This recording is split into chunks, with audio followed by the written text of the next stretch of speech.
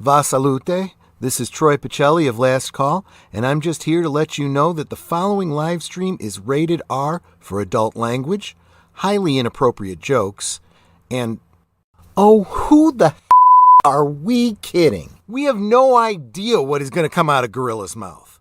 Viewer discretion is advised. Hello, everyone, and welcome back to another The Waltons, The Birthday Review. This is Season 3, Episode 14. There, and with me, I got Resolute Germ. How you doing? Not too bad. How you doing, Gorilla? My cheap ass actually turned on the air conditioning. About time. Yeah. I'm just freaking hot today, and I haven't been feeling well all the last couple days, so I was like, screw it, I'm turning on air conditioning. And how are you doing, PvP? Oh, I'm surviving. I've been better. Got some internet issues going on that I won't go into here that are aggravating as hell. But other than that, I'm okay. Alrighty. And how are you doing, Mikey? I'm doing great, Gorilla.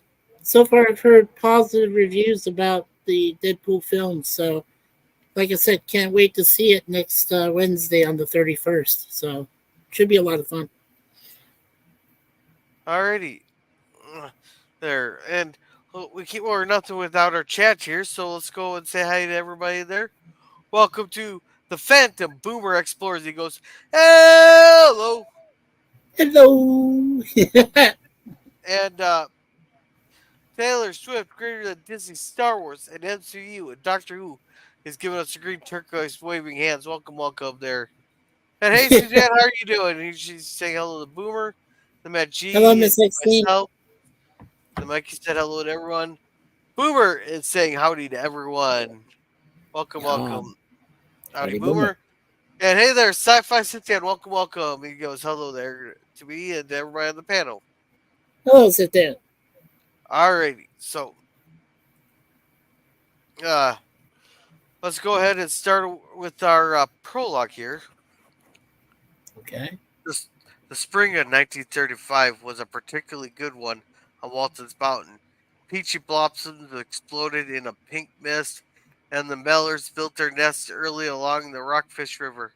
Spring arrival was so magnificent that it left us unprepared for anything that might in any way deny the beauty of life. That's done alright for an intro here. So we got the birthday here. So Yeah. I hear like Grandpa John having. I still don't understand why isn't Jason or Ben helping him? Like John Boy They're used to probably help? at school. Yeah, they're all at school.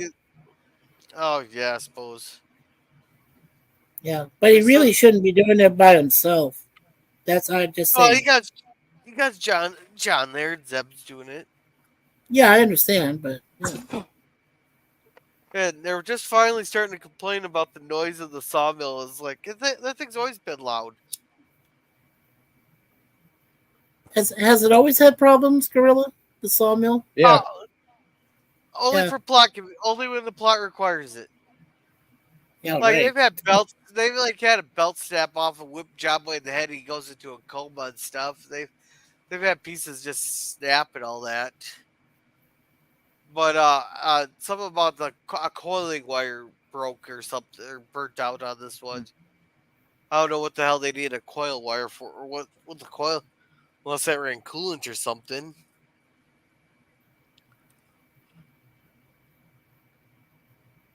I believe it's an electrical wire. Oh, an electrical wire burnt out. Okay. Yeah, because he has. I've already watched this. So according to the plot, so he's got to go and find a part because the sawmill isn't working correctly. Yeah, that's the electrical wire we were talking about. Electrical wire, okay. So Grandpa, it just said a part. I mean, you know, when I was watching it, they didn't specify. They just said, "Oh, it's a part." And I'm like, "Oh, okay." Yeah. Oh, Grandpa, he just wants to go. go pick up the rods and go fishing and catch fish for supper and all that stuff. I think doesn't Olivia need a little bit extra time to plan fish for supper? Right. Because you gotta remember all their meals were made from scratch. None of this quick 20 minutes on the thing for the what do you call it, the prepared meals. But she thought they're probably mid-morning, and she has several hours. Yeah. Yeah, that's a good point. So yeah, the saw won't overheat. That's why they Yeah. need the electric wire, right? Yeah. And welcome, Connie Cleary. Welcome. She says, "Hail, chat." Hello, Miss Connie. Hello. How are you? Hello, guys. Yeah. So they started arguing over who's gonna go get the wire. Finally, Grandpa said he would. And there's a thing here that was actually in the trivia here, that the thing that Grandpa's About his no, that's birthday? not it. No, he's singing his "Independent Farmer," which was a 1861 Civil War era song by George Frederick Root, and lyrics were by W.W. Fosdick. Another example of Will Gear's proactively to add lib to his songs in there. Yeah. Yes. So what he's. Yeah, the other thing they talking made. about?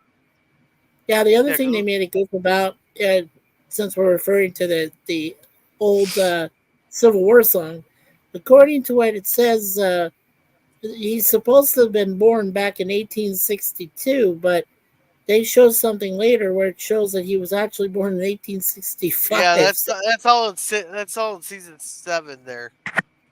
Yeah, that's a big goof, though. Yeah, here's the thing he's singing. In my heart, I always keep the independent farmer. So He said must have learned that as a little boy, then. Yeah. Oh, probably. Then this happens.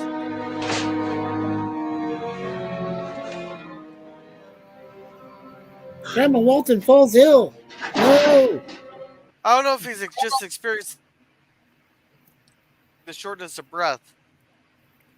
Shortness of breath, tightening in the chest.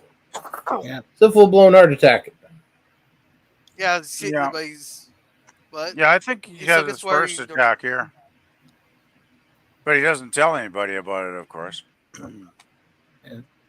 Yeah. Yeah, we got. What the heck is quince jelly? Or quincy? Quince jelly. Huh. Maybe it's made out of quince. No. Oh no, it's bloody peach know. jelly. It's peach jelly, but I don't know what the heck quince is. It's yeah, there's an actual tree. It bears hard, aromatic, bright golden yellow pome fruit. You can make it into a jam or a jelly. It says here you can even make a maple spice roast quince with labneh, pistachios, and sumac. Yeah. So it's a species of plant that you can make into an actual jelly. So it's kind of cool. And they, Huh. and doesn't that set just like you could tell that's like on a sound stage, just the way they made that set look. It's the same set they always use. Yeah, but Yeah. it's so like distinctively fake in this screenshot. Well, I don't know. I think all general stores back in those days probably kind of look like this. Like, it'd just be basic shelving for the products, right? So nothing too fancy. All I don't know. It didn't distract me at all when I was watching it, but Alrighty, so that 15 cents for jam, she's selling it for $3.44 for one jar, or people buy 2 of them.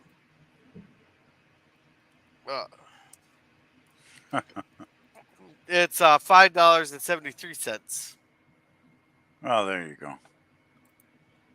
Yeah, it just a little bit about it here is where it says a quince is a versatile tart, full fruit that looks like an apple impersonating a pear. or vice versa. It grows on trees. Its peak season is late autumn, and it's about the same size as an apple. It's quite firm, has a pleasant smell. It belongs to the rose family. Has tough texture, tends to be acidic, which is why it's often processed into marmalade, jam, or quince cheese, and even turned into cheese. So, All yeah. Alrighty, so let's see. Mikey's saying hello to Miss Connie. She's smiling. She says thank you, and she says hey hey Hey, hey, hey. That says PvP hello. Hello. She's saying hi there. And she says I heart tea. I wish they would have had a scene with the Baldwin. Hi, Suzanne. They should have had the Baldwin sisters come in and, put a little bit of the recipe in trade for the jelly. That would have been a good scene. I think so. That they should have added something. Yeah. And I I don't would have think. been going. I would have been going. Yee-haw! I know what No, I'm I doing don't think. I tonight don't after think. I close the store. I don't think he would go for it because he's a businessman. I don't think he would do a trade like that. He wants the money. You don't think he would want to relax after work, perhaps? No, here's the thing. Not only does he have to pay Grandma for the jars there, he's said in quite a few episodes, even this season, that he really needs the money. Yeah, but he's a businessman. He always needs the money. Yeah, Even so he's not going to do a barter trade or anything even like if that. he doesn't need the money, he's going to say he needs the money, right? That's what a good businessman does. Yeah, lie through your teeth. It's like, hey, I'm poor. I need the money. But yeah, but I need money. But ignore that big house on the hill. I need the money. Yeah, but Ike is like kid. He's not going to sit there and lie to the Waltons. He may lie to some other people, but he wouldn't lie to the Waltons because he is family after all. Yeah, that's true. Yeah. And Suzanne says heart attack. Yeah, we can. Yep. And welcome, Daniel's hot topic goes. Hello, Germ, Mikey, PvP, and Germ. Nope, and please, and I don't think Mikey wants any spoilers either. There. I don't think any of us want spoilers. Yeah, please. Yeah, I asked Daniel not to put any spoilers, but it seems he has not seen it anyway yet. So. Yeah. Hi. She said hi, Daniel. He goes, no spoilers, please. By the way, I've already noticed some channels on YouTube today putting out videos with spoilers, and I'm avoiding those like the plague. And it's like, how dare you put out spoilers a day after, the day it releases, you're putting out spoilers. Shame on you. No. It's one thing if you put spoilers in if people know it's a spoiler review, or you're going to talk about it has spoilers. It's another thing when you put a spoiler right in the title. Like someone, and this like guy Nico, did. Oh, and this guy did, and he should know better. No, like for example, I got one that nobody cares. Everybody knows about. Nobody gives a crap about the movie. When like the Last Jedi came out, Pickles put in the title, "Luke Who's Back." Oh, jeez. Wow. Wow. Okay. Yeah. I don't know what I can say about that one. I won't. Salty ripped him a new asshole for that one. I hope so. You should have. Yeah. I didn't do it. I didn't even see it. But Salty. Yeah, I won't. I won't say who one of my friends was, but this person actually had a bootleg copy of it. There was a friend. Well, I'm saying she's still a friend, but she had a bootleg copy of the film, and I said, "Oh no, you don't. I'm not watching that early. No, I'm going with my wife, have a nice lunch, and then go see the film in the theater."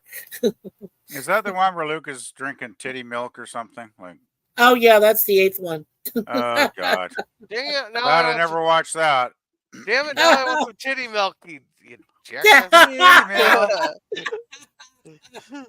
Oh, by the way, at the end of Jill's stream today, she mentioned nipples. It was really a wonderful moment. I just want to mention. Damn it! Does that mean I have to go buy a lottery ticket? Yeah, well, it was close. She didn't curse, but she did say nipples, so you can use your discretion. Oh my God! It was pretty funny because somebody said something in the chat and Jill responded, which was hilarious, actually. So yeah. Sorry. I said she saw the bootleg copy. No. Daniel says hello, Daniel. And Connie sailed the rough and mighty high seas there to get it. Mm. So I'll be seeing it Tuesday. Yeah, we're gonna go see it All right. next Wednesday, Connie. Alrighty, so we're all caught up on chats there.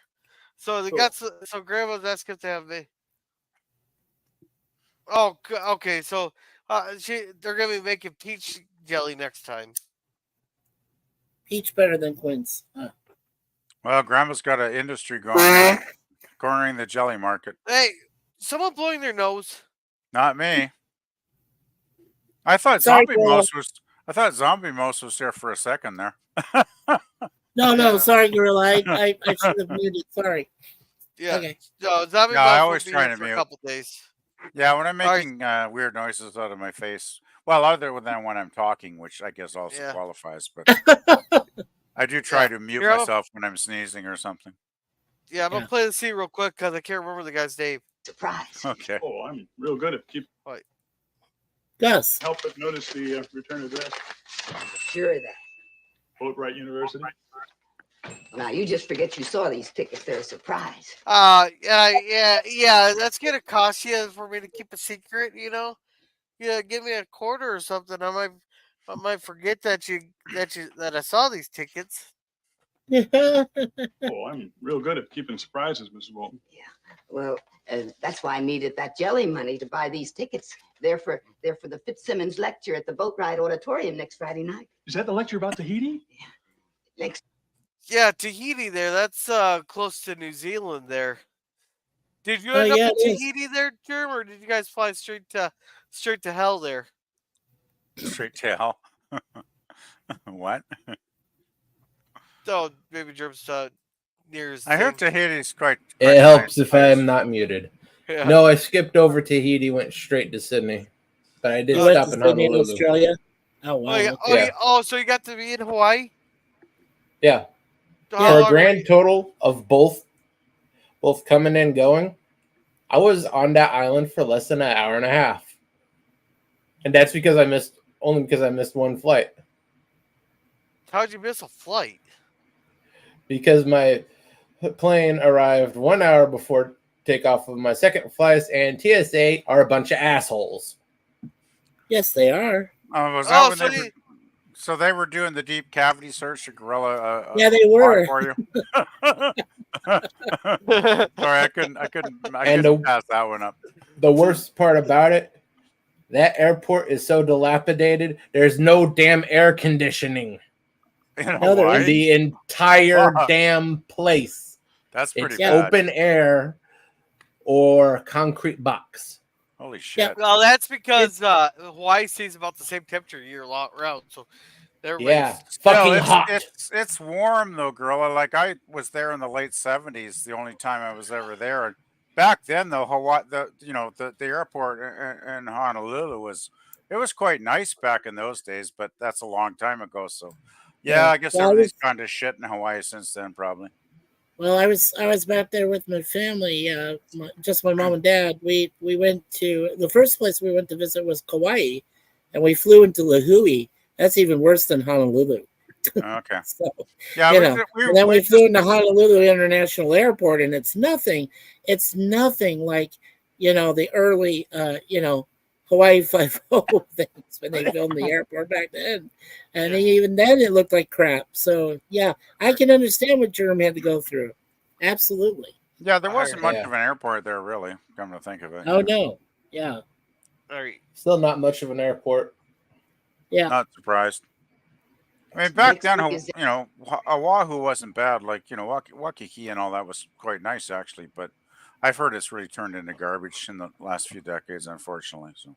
Well, ever since Iz passed away. Yeah. Yeah. Right, anyway, back to Ike, trying to extort Grandma out of the.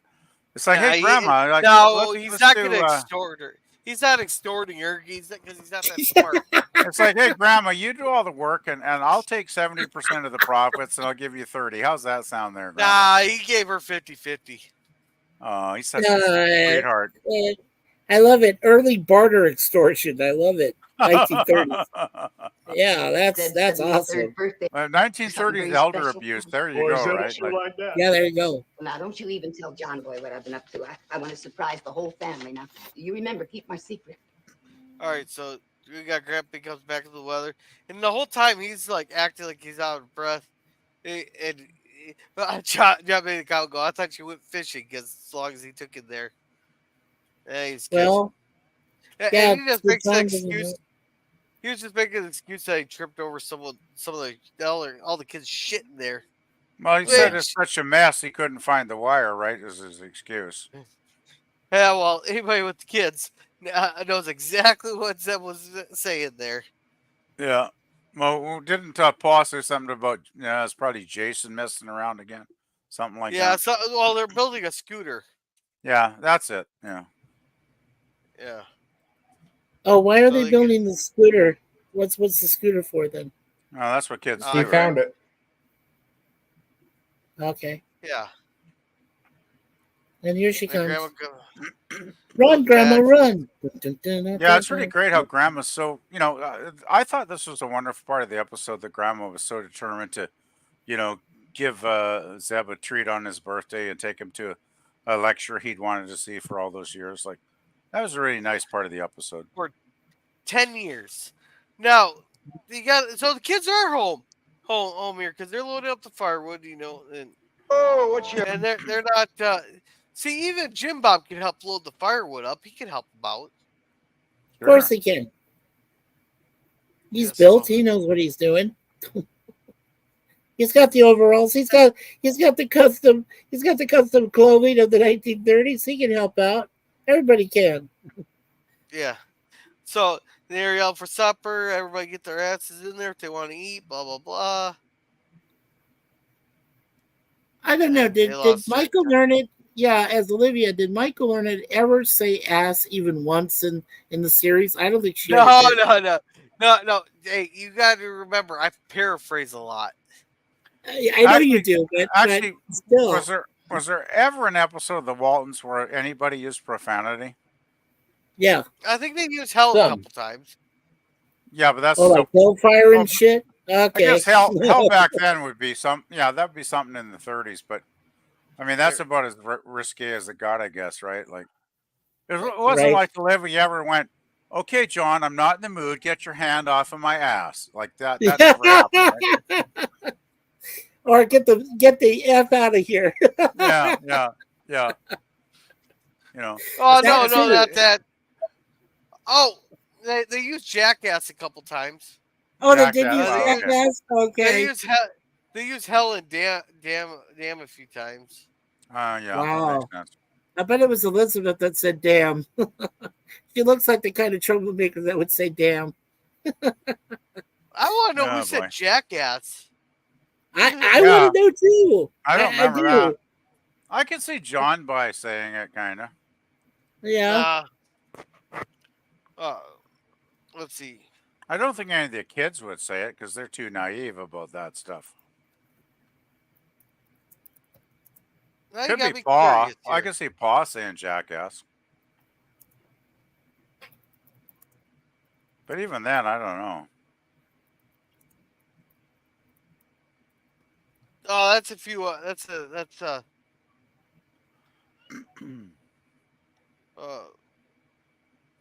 Yeah, it says, yes, the word jackass was mentioned on the Waltons.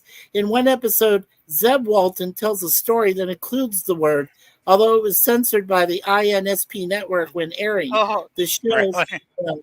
Yeah, so he did say it once. So he wasn't talking about an animal, I'm guessing, then.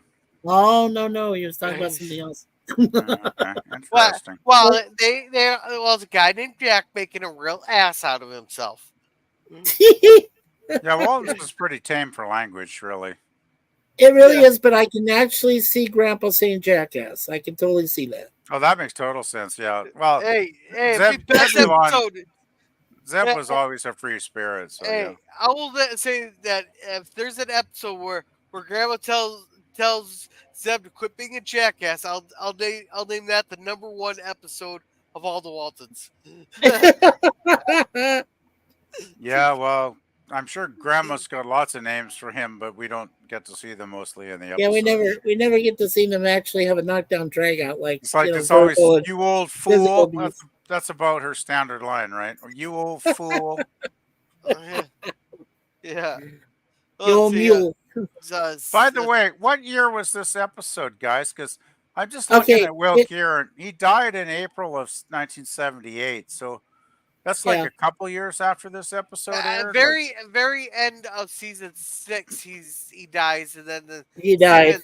at the very first episode of season 7, we see his grave up on Walton's Mountain. yeah. So what Yeah. year? This is like 73 or something still then? This is 74. It's December 74. 19th, 1974. So 6 days to Christmas of 1974 when I was 9 years old. So we got like 3.5 years to go before Wilger actually expired then. Right. So Yeah, and there was an error too, a major goof. They said that like it said before, he was supposed to be born if he was 72, turning 73 in this episode. And this episode is supposed to be based in the year 1935 in January. And so he would have turned he would have been born back in 1862. But when you see his grade marker later, it says 1865 he was born. So that's a big goof right there by 3 years. Yeah, I just wonder though, sometimes records were not very accurate in those days, so maybe I could kind of give it a bit of leeway that way, because I remember back then sometimes people didn't even have a proper birth certificate. I don't think. Well, I think what happened is this episode here, they go by the 73, but the later episode didn't do any like fact checking for later on. You gotta remember possible. it's 4 years, so they just went by Will Gear's actual age. Could have been, Maybe. yeah. It could have been, yeah. Anyway, That's really, weird, though. it doesn't matter if it's off by 3 years or whatever. It's not That's something I'm not gonna nitpick. well, since he's a fictional character too, I can't get overly upset. Yeah. You know? No, that's just a small continuity error. It's fun to talk Yeah. about, but not nothing to nitpick or drag the show down by any means. Actually, that could Yeah. make a good YouTube series.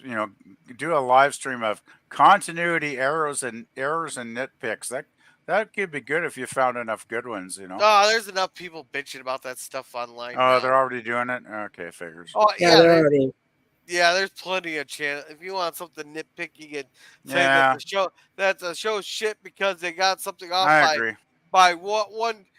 They this episode they stated this, but in actual reality, it's something so fucking minor. It's like nobody would even notice.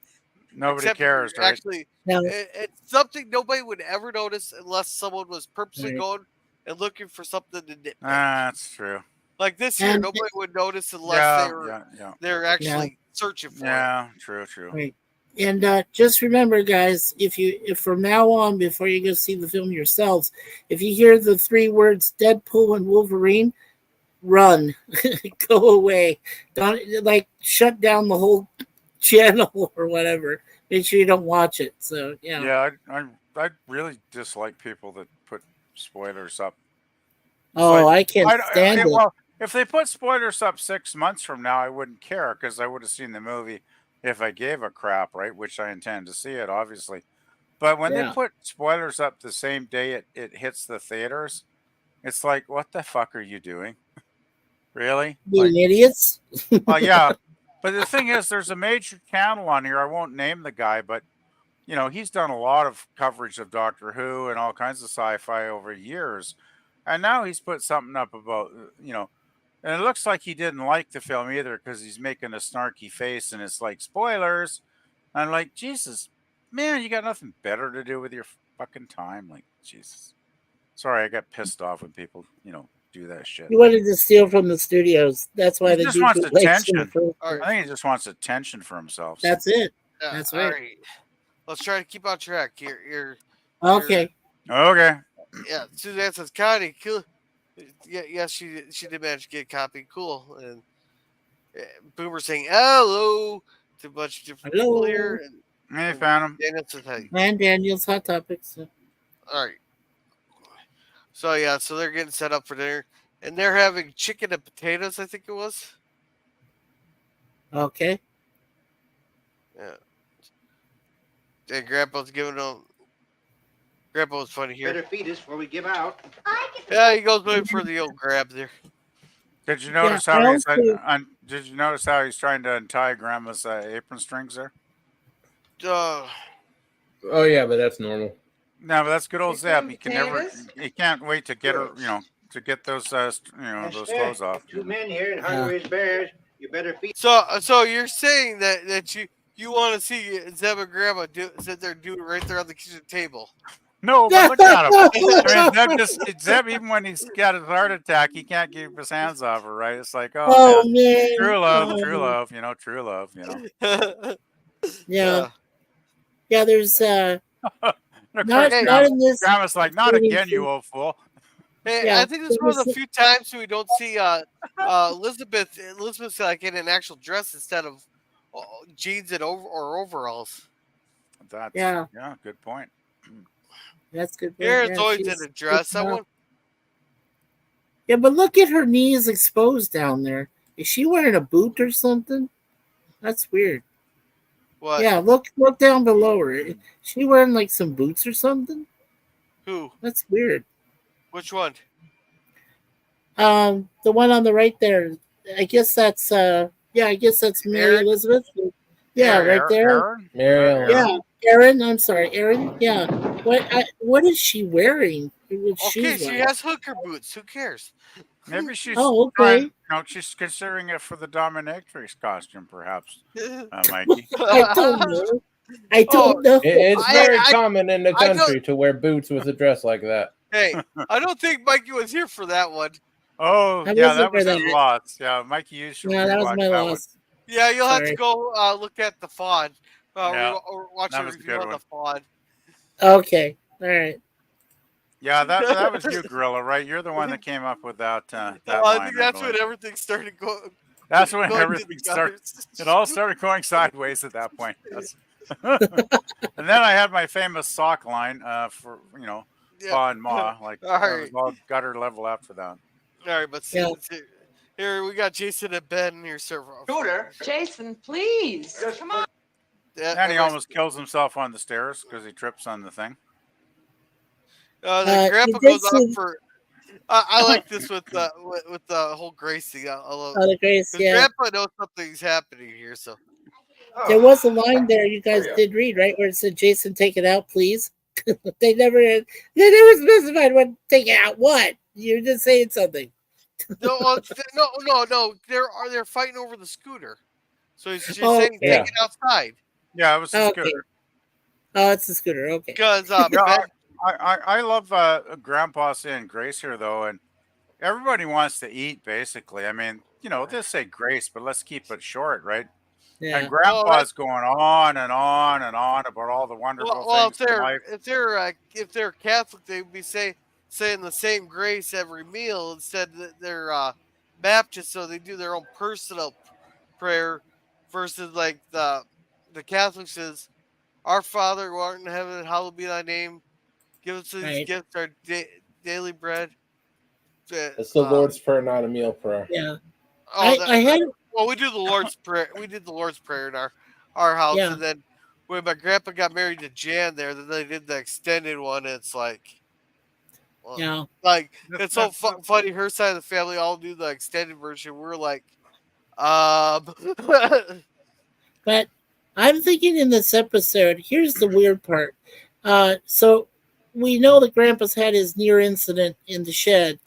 And I'm thinking that's probably why he's extending the prayer because he Yeah. realized how close he came, I guess. I think maybe- I think he's trying to put everything he loves about life into the prayer because he's thinking it might be his final one. That's what I thought when I was listening to him because he went on and on and on and on and on. It's like, man, he's going to go on for like 5 or 6 hours about all the things that are great in life, right? yeah. Right. All right. That's Thanks what I for thought. living. Yeah, and welcome, Scurvy. Welcome. He says, "Hey, Gorilla," and all you other Hey, fruitcakes. come on. Everybody Fruitcakes. say hi to Scurvy here. And Gorilla, did you see Deadpool during the hot doing a? Hmm. No, no, I did not. Not there. Please, no Deadpool. Please, no Deadpool. It's not anything about the movie. It's a commercial. Yeah, It's just a oh, commercial. no, I didn't see it. Okay. Sorry. So, anyhow, Thank you. Quiet. Lord, we thank thee for the bounty that has been bestowed upon this table. We also hope for the continued blessing upon this home and this family. Amen. everybody's just like, they think they're done. Amen. We wish. We Yeah. also want to thank you for the beautiful spring that you provided us with its peach blossoms and the trailing arbutus so magnificently in bloom now. What's an arbutus? It's a tree. Oh, is It's similar to what do they call it? An orchid kind of plant, tree. Well, isn't it a tree that has like flowers or some weird stuff? Like I can't I can remember. find. Yeah, I I think can it's find a out tree. for us. I'm not sure. Okay, and arbutus is a small tree or shrub with red flaking bark and edible red berries. Yeah, okay. So how arbutus can do it all. The I'm berries not much in itself. agriculture. Yeah. Okay.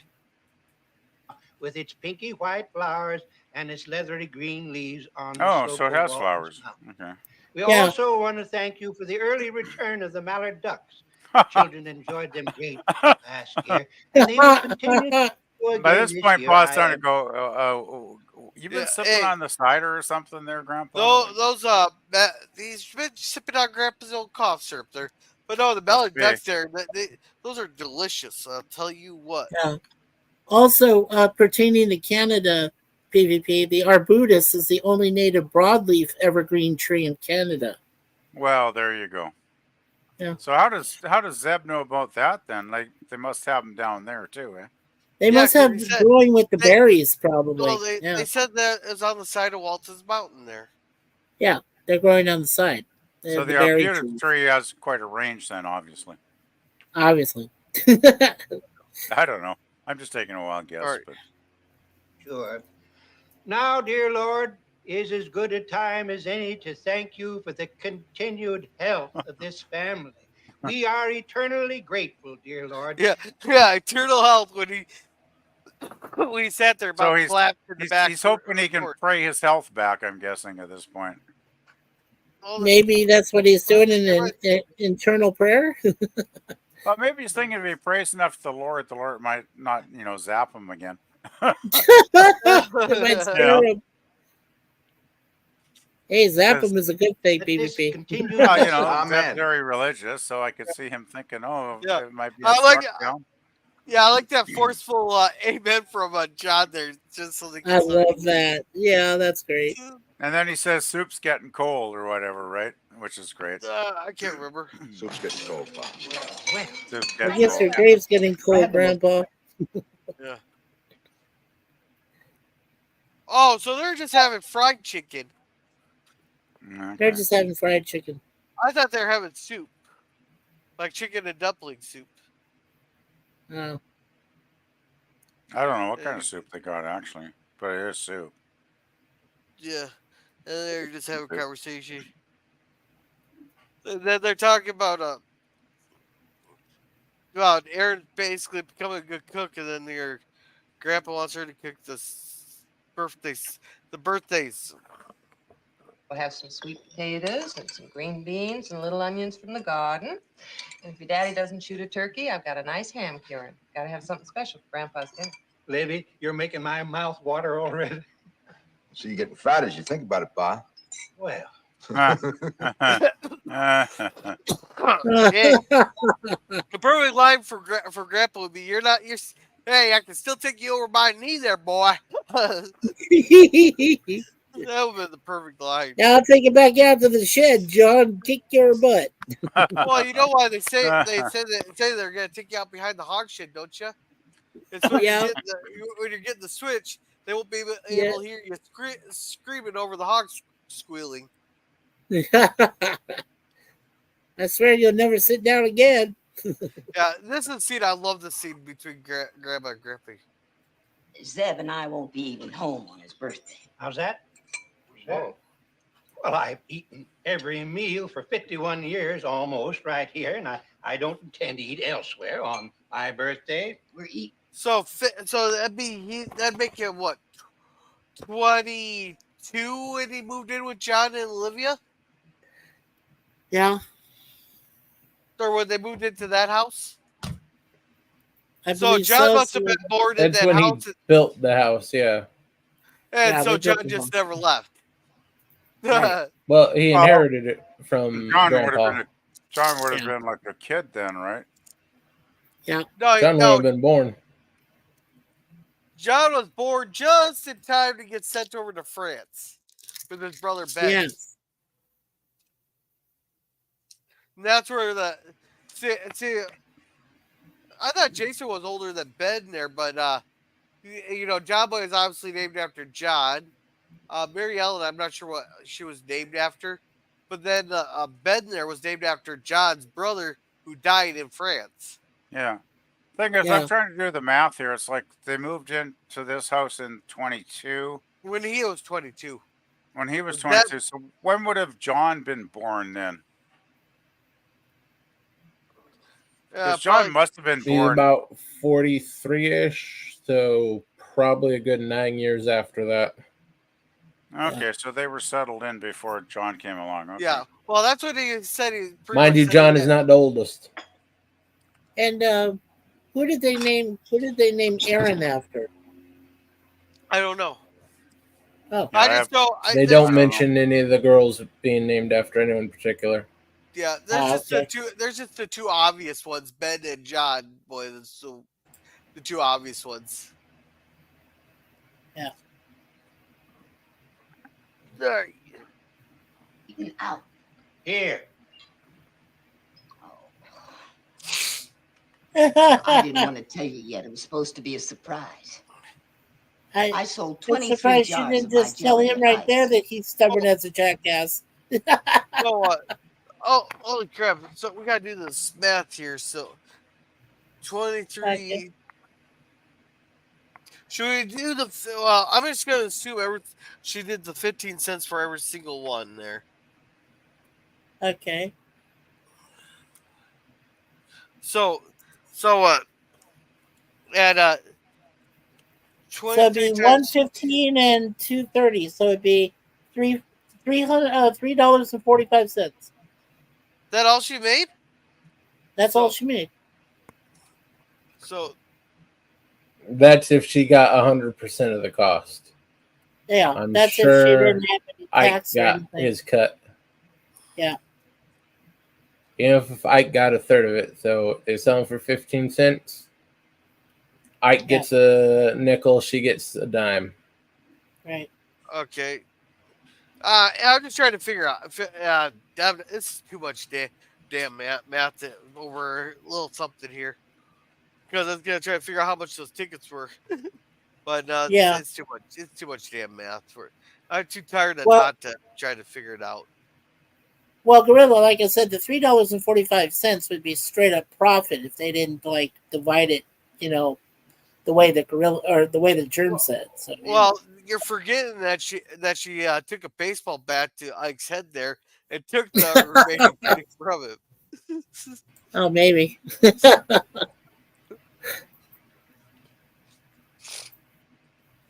And I used the money for 2 tickets for Mr. Fitzsimmons' lecture on Tahiti. And he's talking at the auditorium on your birthday. Esther Walton, I've been wanting to hear that Look how happy Grandpa is on this.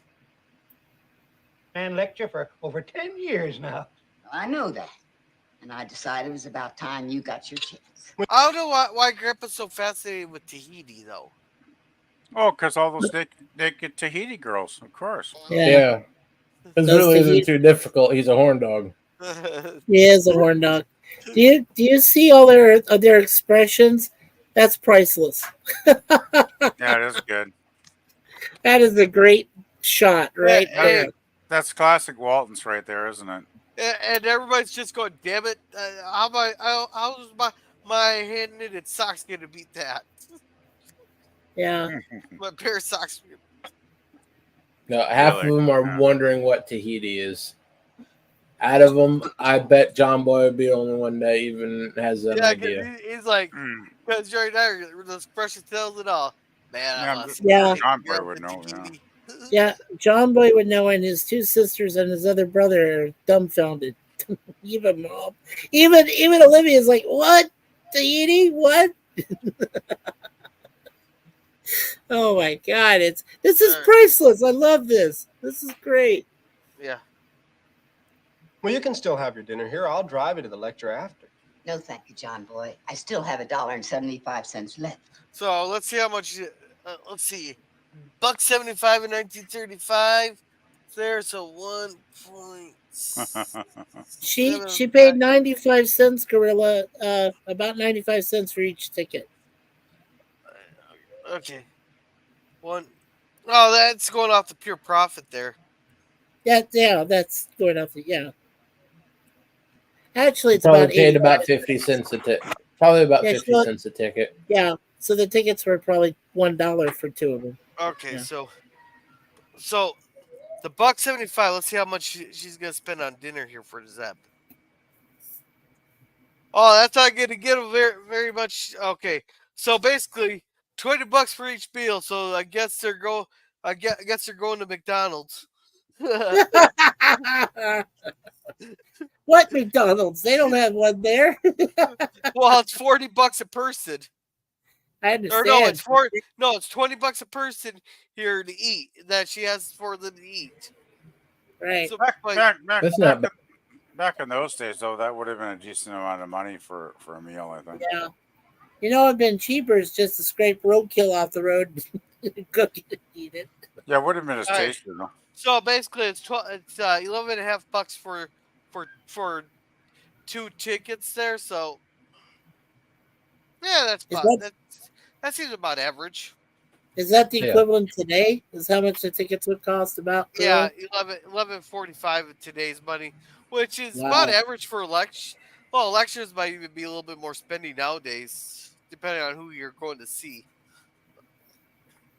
Yeah, so you figure let's say today, if they were to go to McDonald's to eat, which is about $20 a person, and then they go to the lecture, which probably costs about almost $15 a person. So they would have spent about $70, I guess, for dinner and a lecture. Well, which is very much like a dinner or movie nowadays. Yeah, pretty much. Yeah, you're right. McDonald's wouldn't have been that expensive back then, though. Yeah. McDonald's wasn't even around. Yeah. Yeah, it wasn't even around. McDonald's ain't come by for It didn't another even 20 exist years. back So. then, so. Yeah, no, but I was just making the joke there that they got like $20 nowadays. If I could probably go get some chicken strips or something at the bar. Fast food is ridiculously priced now. It really is.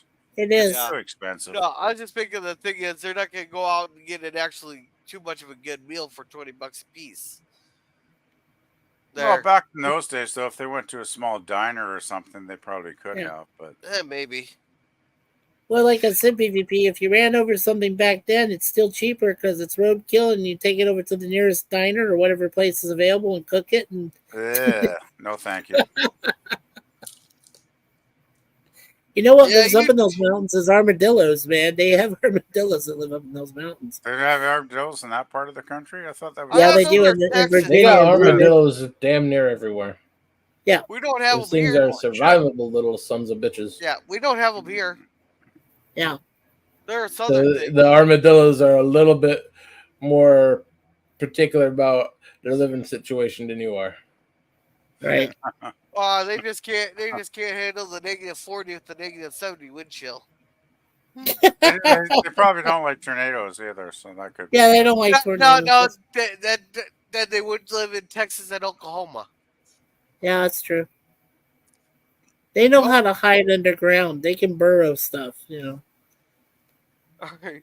How do we get on armadillos here? I have no idea. I don't know. We I were was totally lost the track about Grandpa getting to see his Tahiti lecture. Yeah.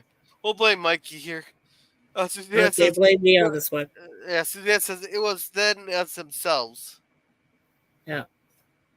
All right, then since these were the days of lower prices before inflation, but even these people complain about how expensive groceries are. Well, no. Here's the thing, Daniel.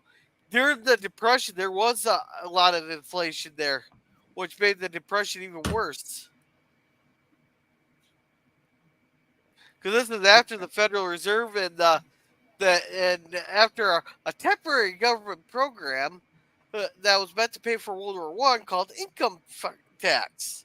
Yeah. But you know what they say? There's nothing more permanent than a temporary government program. Yep. Especially when it relates to taxation. So absolutely 100 something, nothing like an orchid. Okay. Yeah. All right. How much of the scene we got here? And I would like to take your grandpa to a restaurant for supper. Supposed to be a surprise, but that old man went and spoiled it. Oh, I did not. Oh man, I love that your grandma just puts her foot down. Yeah. And it's a good reason to put her foot down. Walton, this has been the biggest surprise I've had in many a year. You know, I read about that lecture, and I could just picture myself sitting there in the auditorium, but I didn't dream I'd get there. Why, he'll be showing his pictures, his slides on Tahiti, all the natives, you know. Yeah, Grandpa's just so excited here. And I think I just noticed this. You ever notice that he never kisses Esther right on the lips there, like a quick peck on the lips there? It's always on the cheek. Well, I don't think Esther. That was the standard. Yeah, I don't think we Esther ever really see allows anybody. it anyway. Do we ever see anybody kiss in this show? Like actually kiss? I don't believe so. I don't yeah. remember. I don't even remember John and Olivia doing intimate kissing. Yeah, if at all, it's very rare because it was frowned upon in the 70s to put something like that on TV. It was considered people didn't smut. want. Maybe What we'll was it see that like they didn't want to Mary show Ellen affection do- that much? Yeah. Maybe we'll see Mary Ellen in that do like the. All right. Come with me. Then Take me there back is to a your wiki wacky woo. there is a mistake here in the here. There's a sound buffering error here with Grandpa's fall. Tahiti. Oh, wiki wacky wiki woo woo. Hey, wiki wacky wiki woo woo. Yeah, Jump and pull your heart. Yeah, Grandpa's so excited here. Wiki wacky. Now listen, you're gonna hear the thump before he actually hits. Oh, you actually hear his thump on the ground before he hits it? Oh, jeez. That's a big sound goof. Oh, Did you guys hear that? Did you guys hear that thump? Not Yeah, yet, 'cause I heard it. Yeah. You didn't. Yeah. You didn't play it. I didn't see it played here. All right. Here, listen to this. All right, let's. Wiki wacky wiki woo woo. Wiki Yeah, I just heard it. Yeah, right Yeah. there. Right? Before Yeah. he hit the floor, you heard the thump. Yeah, that was way before he hit the floor. Grandpa's having a heart attack, Daniel. Yeah. Before that, he was doing the wiki wacky woo. The wiki wacky woo woo. Whoa. Now That was a I quick can't- fade to black. I can't zoom in here, but this calendar here, this says it's January of 1935. That's what I said at the beginning, yeah. Yeah. So yeah, they call the doctor. We haven't met this doctor yet, have we, Germ? He I don't has think been so. on the- well, they said he was It on may be a before. recast. Yeah. A recast, that's it. No, it's a different doctor because we had Dr. Vance there. I thought was the original one. Yeah. But this guy's Okay, played well- by Rance. This is a Howard, a Rance Howard. Yeah, Rance Howard is Ron Howard's dad. Oh, That's Rance his Howard. dad. Yeah, Rance Okay. Howard. Yeah, Ron Yeah. Howard. He's the guy that played in the Covert Night Maneuver, right? Yeah, well, what Rance plays is Dr. No, that McIvors. was his brother. That was his brother, was Clint Howard. Oh, that's Clint. Ron has a brother Clint, and then that's his dad Rance. Yeah, Ron okay. Howard was in the Andy Griffith Show for all those years and Yeah. went on to become a famous director. Which one was he in the Andy Griffith Show? Was he Barty? No. He was Opie. No, he was the kid. He was Opie. He was the kid. He was Yeah. Oh, Opie. he's like Opie, yeah. Opie. He was Opie. Yeah. Okay. He was okay. like young. Yeah, he was young then. Yeah. Oh yeah. Do you know he's the only one left of all the original cast? Everybody's dead. Oh, I'm not surprised because the show was, like 50 plus years old. So. Yeah. It just kind of shocks me, but I guess not surprised, but yeah. Not oh yeah, and don't shocked forget me Happy anymore. Days, right? Yeah, Ron Howard was in Happy Days with Fonzie and all those guys. Yeah. Yeah. So the He doctor played Richie Cunningham. Yeah. Yeah, Richie Cunningham, yeah. All right, so the doctor here says he'll be all right. It's a mild heart attack, blah, blah, blah. Just watch his It's mild. Okay. And she told him no milk. But here's the list of stuff he can't have. Well, he'll be able to have milk in a couple of days if you skim off the fat. Right now, he can't have eggs or cream or cake or salt. Oh, man, if my diet got restricted like that, just off me. Just come on. Grab the old shotgun and give me 2 old buckshots right to the chest. It didn't say it doesn't have fish, though. Yeah, guys, and do you recognize those ingredients actually go into a cake? Those ingredients go into an actual birthday cake. Well, here, if you can see my cursor, it says cake right here. You can't have cake. Yeah. Yeah, exactly. Right. Yeah, I love how he says it's not a bad heart attack, and then he can't even have milk unless it's skimmed. It's like that sounds pretty serious to me. If you can't have a glass of fucking milk, Well, there's a lot of fat in the whole milk. How much fat is in a glass of milk, though? Seriously. Oh, there's a lot of fat. Quite a lot. There's a lot of fat. There's a lot of sugar in it too. I'll be right back, guys. Yeah, because the baby calf need that fat. Yeah, and then he has to take some pills. And it must be nice to have a doctor that can come straight to your house like that. And not only that, you don't have them trying to pump you full of certain pills just because they're paid to. No, most calls used to be a thing. Yeah, and nowadays they just pump you full of prescribing pills depending on which big pharma pays them off. Yeah, I guess so. Eh? Well, that's actually been documented that farmers or a lot of doctors were getting kickbacks from big pharma to prescribe them certain drugs and stuff, and that's why we have such a bad opioid epidemic in the United States. Was from the doctors over prescribing opiates for even just a mild headache, even because they're getting the kickbacks from big pharma to prescribe like oxycodone and stuff like that. Mm. Yeah, there was quite a few documentaries on that. No, I wouldn't be surprised. Yeah. Sounds like the American healthcare system. They wouldn't come down to my small town in Bravo because it wouldn't be worth that much money. But you get into these cities with these big hospitals, then you got to start worrying. Yeah, it's Medicare fraud. Yeah, it's plain and simple. It's Medicare fraud. And we could go into down the rabbit hole and a lot of stuff, but that's not what this episode. That's not what this is about here. So Grandma, the whole time she's just sitting there. He's going to be all right, Mrs. Walton.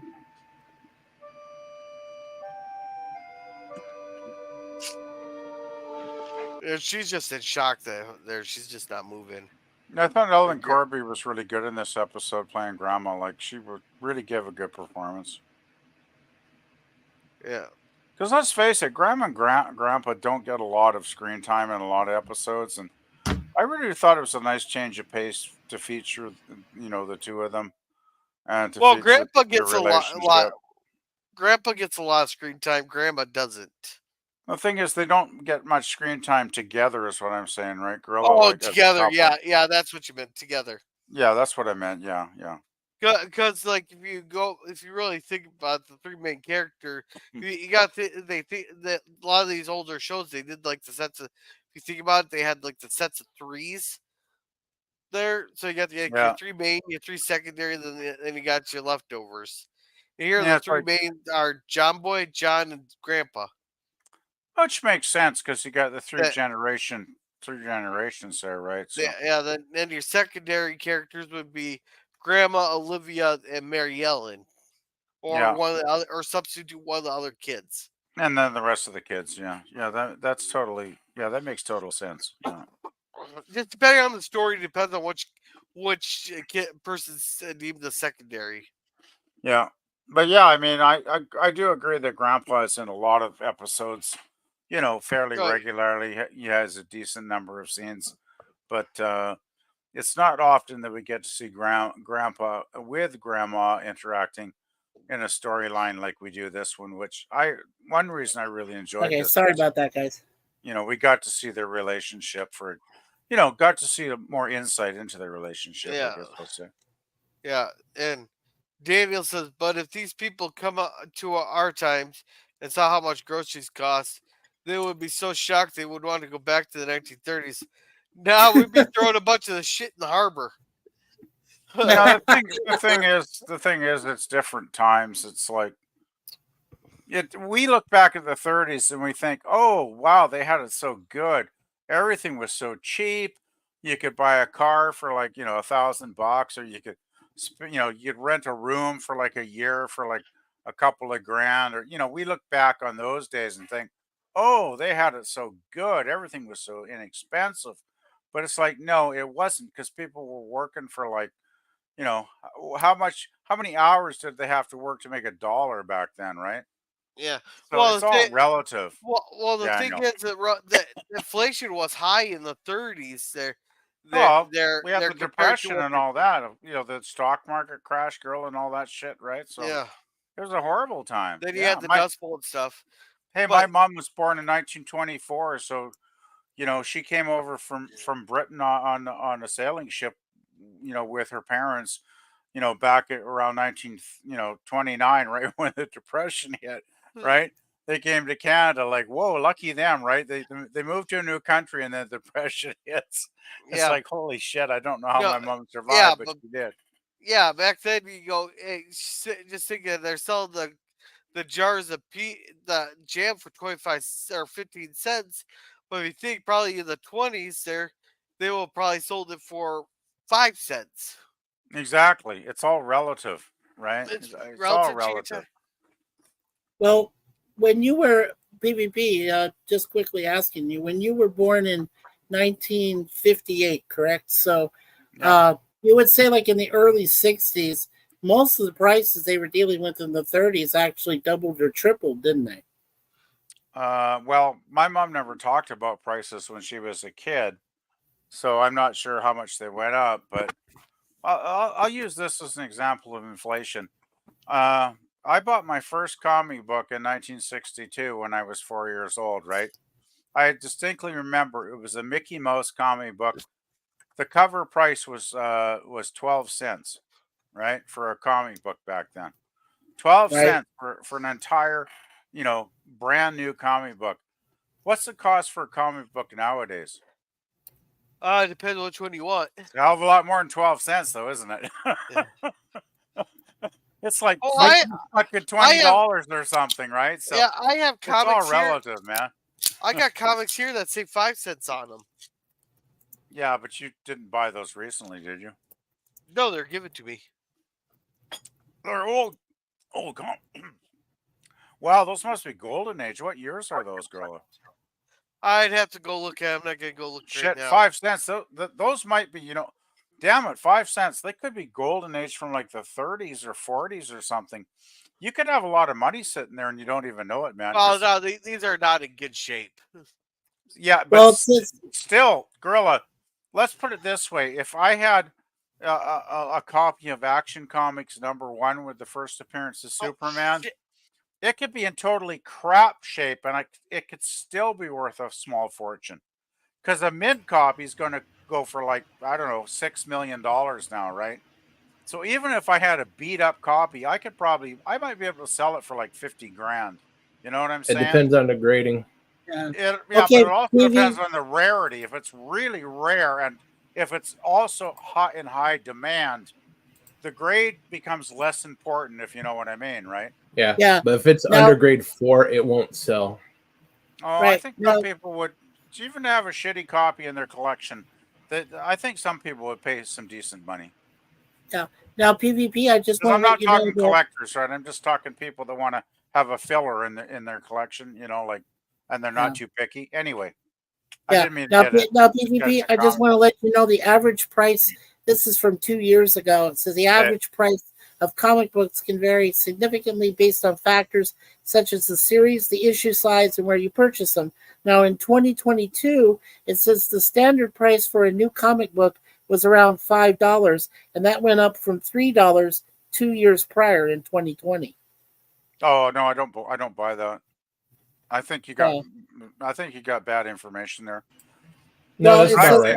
I've seen a lot of comics that are like more than that. Well, they reflect standard issues. They may not account for collector value.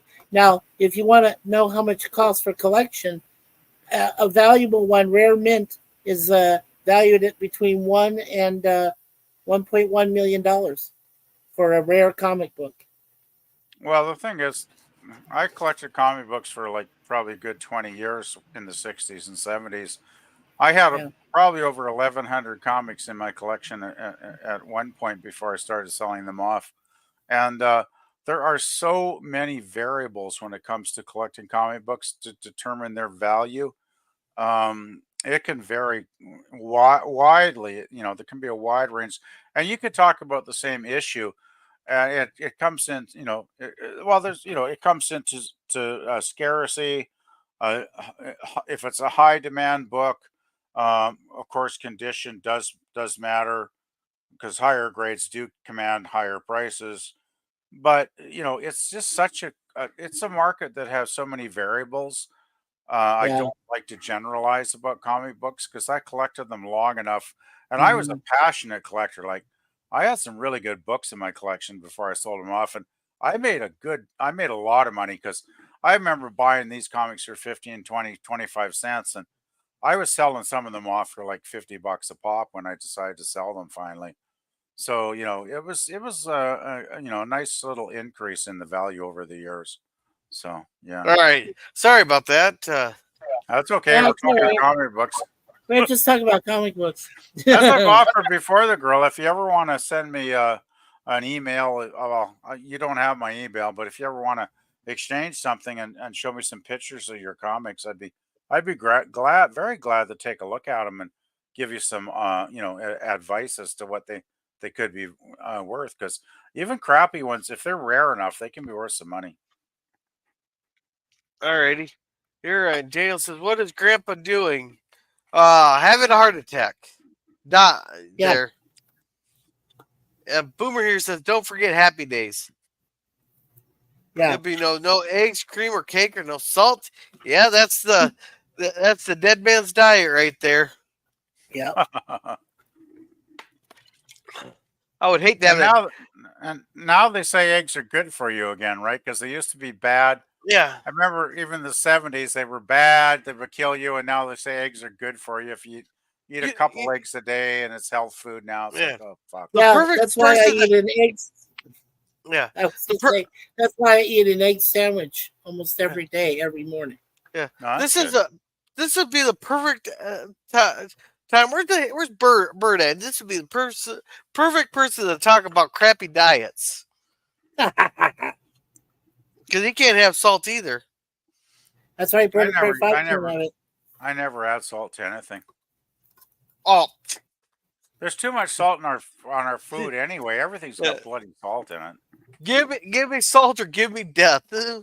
I stopped using table salt years ago, and I don't miss the taste of it at all.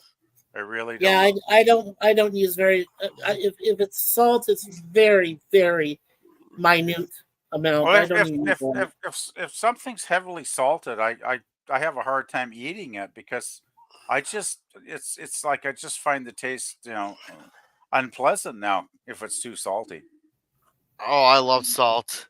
I can sit there and I'll sit here and suck on sunflower seeds and stuff all day long, and then eat the dust at the bottom of the bag.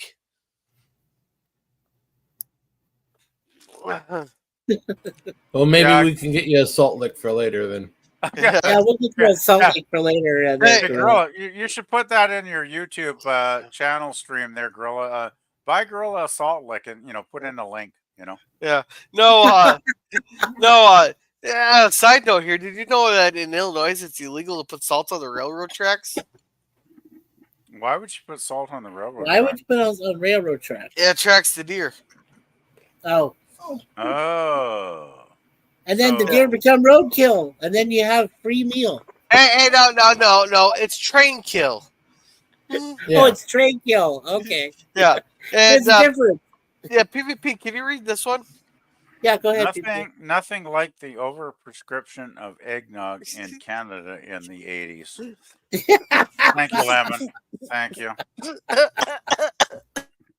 Oh, God. I tell you, after my experiences the last 2 months with Twitter, if they, I don't know, guys, seriously, should I just close my account today before they get a chance to close it down a third time? Because I'm afraid they will. Start a new one. Yeah, I would personally. Yes, I would. If you leave your Twitter account or any other social media account dormant for more than 6 months, you're better off starting a new one. But I don't. Yeah, That's the just thing. do a I'm on brand there new every week. But I don't ever post much of anything. The only thing I use Twitter for is to communicate with you guys to see if you're doing a live stream. And occasionally I'll, direct message somebody about something like I did Gorilla today. I asked him if he was doing the Waltons and he said, yeah. And that was it. Like that, I mean, I did nothing but go on to, I got Joe's link this morning and then I messaged Gorilla and that was it. And now I'm getting accused of spamming again. So something weird's happening. So if that's all you use it for, I might as well just start a new one, and then that way you can just directly message just the people you want to talk to too. Get clean it out too. So yeah, I probably should. But you're sure if I close this account before they suspend it, I can open a new one with no problem? You'll just have to get it. You'll just have to make I got 2 email addresses, even though I don't use the second email. Right. So it doesn't matter about my IP address. That doesn't make any difference. No, because if they're worried about, because then you can't have what do they call it? Sock puppet account. Then the government can't have sock puppet accounts. There was one person managing 50 accounts. Okay, so the only thing is to change the email address then. Okay. Yeah. Good to know. Thank you guys. I really appreciate your help. Yeah. Yeah, no worries. And lemon pies. Like I go on there and it's like I'm spamming when I haven't even been on there. It's like totally insane. But yeah, there must be some spam bot or some fucking thing infecting my account. Yeah. Even I Jill was gonna say the lemon pie is dropping some salt jokes too. Hey, can we see those? You got those on there on the chat there, Gorilla? Yeah, and Scurvy says we need at least a little salt. Did you hear about the pretzel who filled the police report? He was assaulted. He filed a police report. Oh God! All right, so we're an hour in, and we're only 12 minutes into the episode here. So we're screwed. Eventually at midnight, Gorilla finished his Walton stream. Well, I was hoping to go out tonight, but at this pace. So how does lemon pie get turned on with a Walton battery? Oh. There you go, Lemon. Yeah. So John or Zeb wants to be alone, blah blah blah. The kicks, or John wants to talk to him alone, blah blah blah. Don't they call Mary that Ellen was in this episode? Yeah. They're all worried about here. No one can sleep, blah blah blah. They're all worried about Grandpa, blah blah blah. Yeah. And pretty soon everybody. I don't know. Even John By shows up eventually here. There he is. He's had a heart attack. Not a very bad one, but he's going to need a lot of rest and quiet. More important, he's going to need some cheering up from you. We got to help him believe he's going to get better real soon. Well, how can we do that if we don't know it's true? You know, she does make a good point.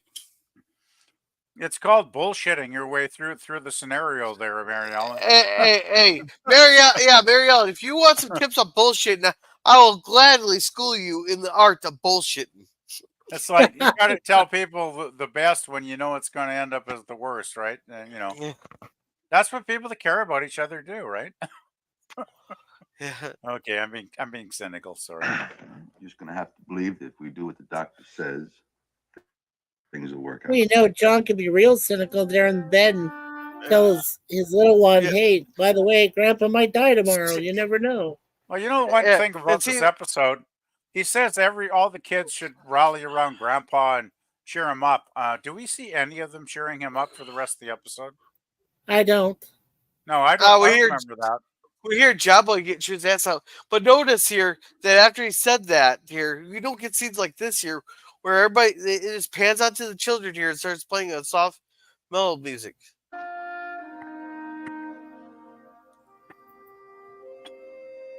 You know, like you got like okay, we understand what you're saying, but you don't get that in modern day. You don't get like something like that in modern day cinema.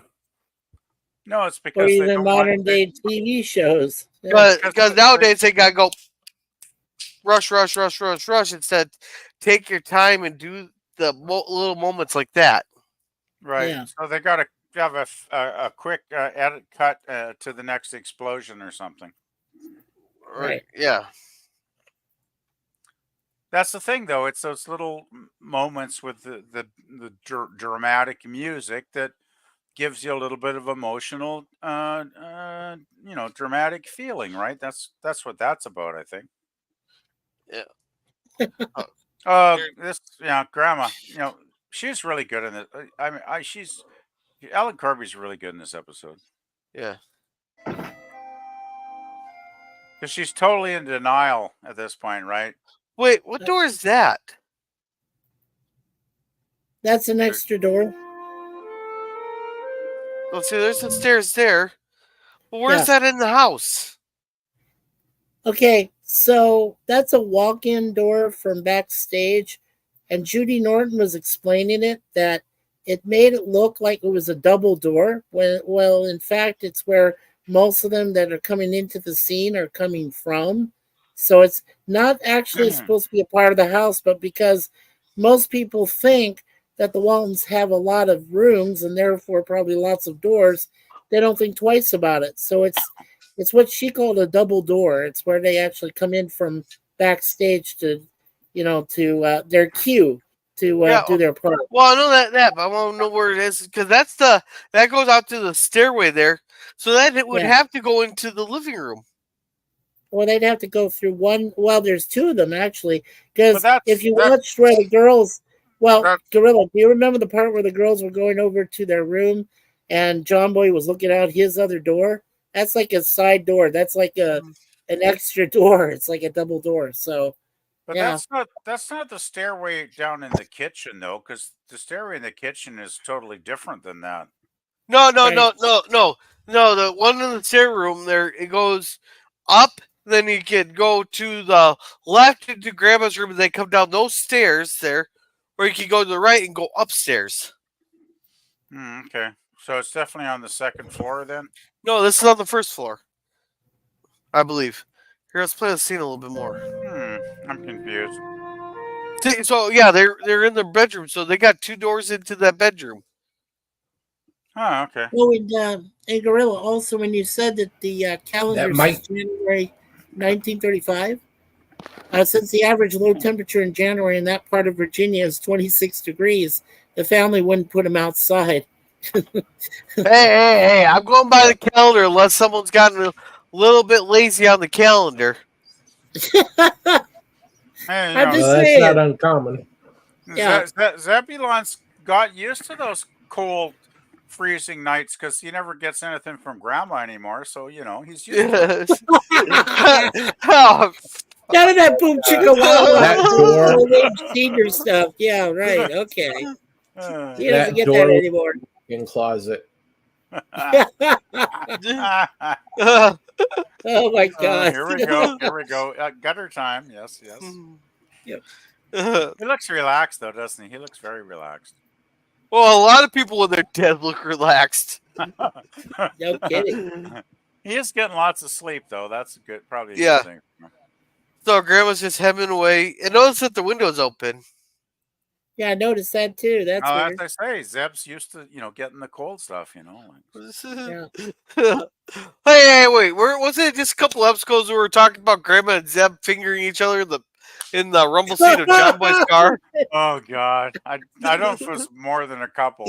Hey, we haven't It's been more on than here. a couple. When's the last time we did Waltons? Like a month ago? It's been a while, actually. Yeah, it's been 3 a weeks. while. 3 weeks ago. Okay. Yeah. Yeah, I don't remember no Good to see fingering ya. out recently. I think it was maybe a couple of months back. It's episode of the car when John Boy got the car. That's probably a few episodes. Yeah, that must be like a while ago then. Yeah, and lemon pie's getting funnier. He's starting to pelt us with more salt. Oh God. Is lemon getting Would salty? you- Salty, Well, exactly. Yeah, it's a full frontal assault. He Yeah, just has salt- laughing at that. Yeah, salt is a big deal. Remember the salt treaties. Oh, Yeah, geez, I lemon. do. Sorry about peppering you all with too many salt jokes. Well, it's part of the name, I guess. You can't All get right. eggnog I right now. gotta say, Lemon is really squeezing out the good salt jokes today. Eh? He is a big squeeze, He with the is- ladies. He's good at squeezing them out. Yeah. Yeah, well, he has to prevent that scurvy. Yeah, yes, prevent scurvy on ships. Oh God. All right. Then barely just coffee, blah blah blah. And Grandma's like, You don't need a pill. Dr. McIvor wants him to take them. I'll tell you guys a Olivia, quick fact. When I've they been go looking back all to over for eating that again double at the table, there'll be Yeah. something that Olivia's doing, and I'll tell you what she's doing when they get back to the table. now notice that Grandma just quickly changed the subject there when John Boy says that brings up Dr. McIvor, sir. Uh, But they need some black binding thread, blah blah blah. Mm. So well, even John Boy can it- tell that she's in denial, right? I mean, yeah, well, John Boy says he'll give it to him. He'll give him the pill. yeah. And make sure he gets it because he doesn't trust Grandma to give it to Grandpa at that point. Yeah, otherwise Yeah. Grandma would probably shove it down his throat or something. It's like, Well, the thing you is that dead, old man. Grandma's so much in denial, she'll just leave the pills in her dresser and let Zeb die without giving him the damn pills. And I know, I gotta she'll say, the forget. pills must have some effect to help him. Like, why would I they? think But, so.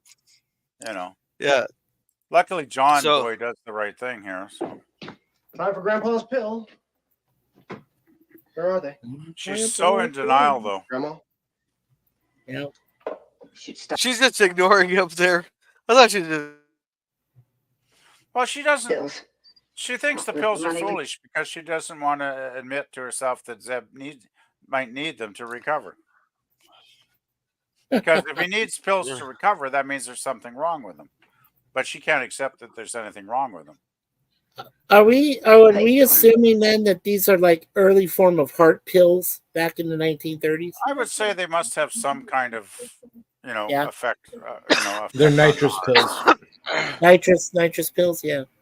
Yeah, Suzanne said that they do have a stroke in this thing too, so Yeah, that's later on season 4.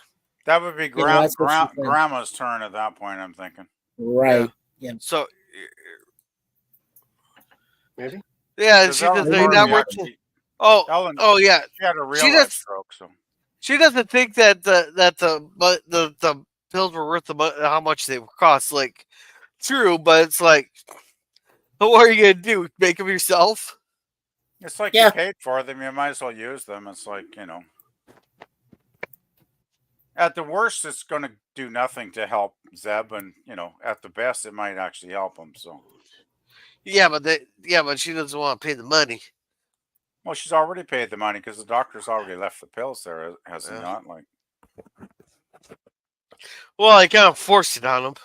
I don't think she's worried about the money at all. I think she just can't accept that her husband is sick, and she doesn't want to Yeah. think about him needing any pills. So See now, if she tried to buy a nitrous pill today, it'll run her close to $30 $30 a just pill? Yeah, Well, You're supposed luckily I don't need heart pills. That's Yeah. without insurance coverage of any kind, Mikey. Yeah, No. that's without that's organic pills without the actual. Yeah, but you're talking Canada where the system's different.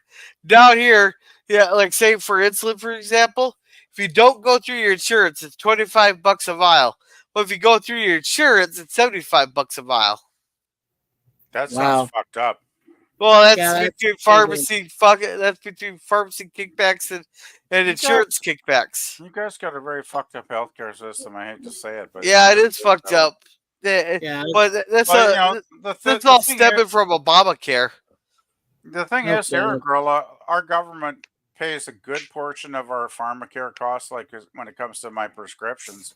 The government knocks off quite a bit, and then I do have private insurance additionally through my job, right? So that knocks off even more. So, you know, I pay much less for my prescriptions than I would have otherwise, you know. So Yeah. No, it all stems from the mandatory insurance coverages and all that. Or the companies you're mandatory to take it, so the companies can screw you over. Now, see, the thing is, we have two levels here. We do have private insurance if you work for a particular company like I do, or there is the public healthcare system, and the government does cover a pretty good percentage of a lot of prescription drugs. So we're pretty fortunate overall, I think.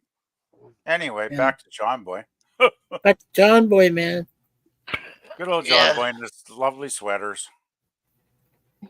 Well, if I wore a sweater like that, I'd have to kick my own ass. Yeah. You'd have to kill yourself, I think. The plaid sweater. Yeah. Oh, now you're going extreme on that one. I was just saying I had to kick my own ass. You don't walk into a bike. You don't walk into the local biker bar dressed like that. That's for sure. Yeah. No, you'd be dead even before you entered the door. Be dead in about 30 seconds, right? No, that's only if you're causing problems. Okay. So you just what if they want to cause problems? You'd be mercilessly taunted and called a soy boy or whatever if you just sat down. Not necessarily. If you're being polite and respectful, they'll leave you alone or they'll give you the same treatment there.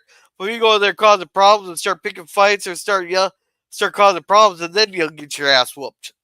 You know, the weird thing actually now you mention it, Gorilla, when I worked part-time at the gas stations on weekends when I was going to college and making a few extra dollars, you know, the most polite, nicest customers I ever had when I was working the graveyard shift at the local, gas station, the fucking bikers. The bikers would roll in on their choppers. They'd buy their gas. They were the most polite, nice, pleasant customers I think I ever had. You know, not a negative word ever. And they were. I actually looked forward to when the bikers would roll in because I knew they were basically going to be very good customers. Probably, fill their tanks and drop a good dollar. As far as gasoline. Costs. They'd give you a good buck, and then they'd be polite, say thank you, and they'd roll out, and I have nothing negative to say about bikers from my experience personally. So yeah. They were some of my best customers when they spent overnight, in the Super 8 motel. They were always great customers. Yeah. Yeah, I always found them to be extremely polite people. Like, they get a bad rap, but I get, of course, if you get on their bad side, it's like God help you, right? I wouldn't want to find out. But, when you're just like a civilian just doing your job, they probably realize you're just a working stiff making minimum wage. And so that's why they cut you some slack that way, right? And welcome back, Gorilla. What happened? Yeah. Did you pull your cord again, Gorilla? No, wrong button. Wrong button. Oh, I love that. Yeah, I got a button on the side. Button on the side of my mouse. If I bump it, it backs me out. Wow. All right, Boomer. The best feature on a mouse, I would think. But oh well. Take care, Boomer. All right, Boomer. We'll probably be at your watch party here in a little bit. Hey, Phantom. All right. Thanks for putting your link in there. We'll try to get this wrapped up as fast as we can. So, what's Boomer's movie tonight? Did he mention it? I'm not sure. Okay. Wait, I think we ought to do what the doctor says. At least till he comes by, then maybe we can talk to him about it.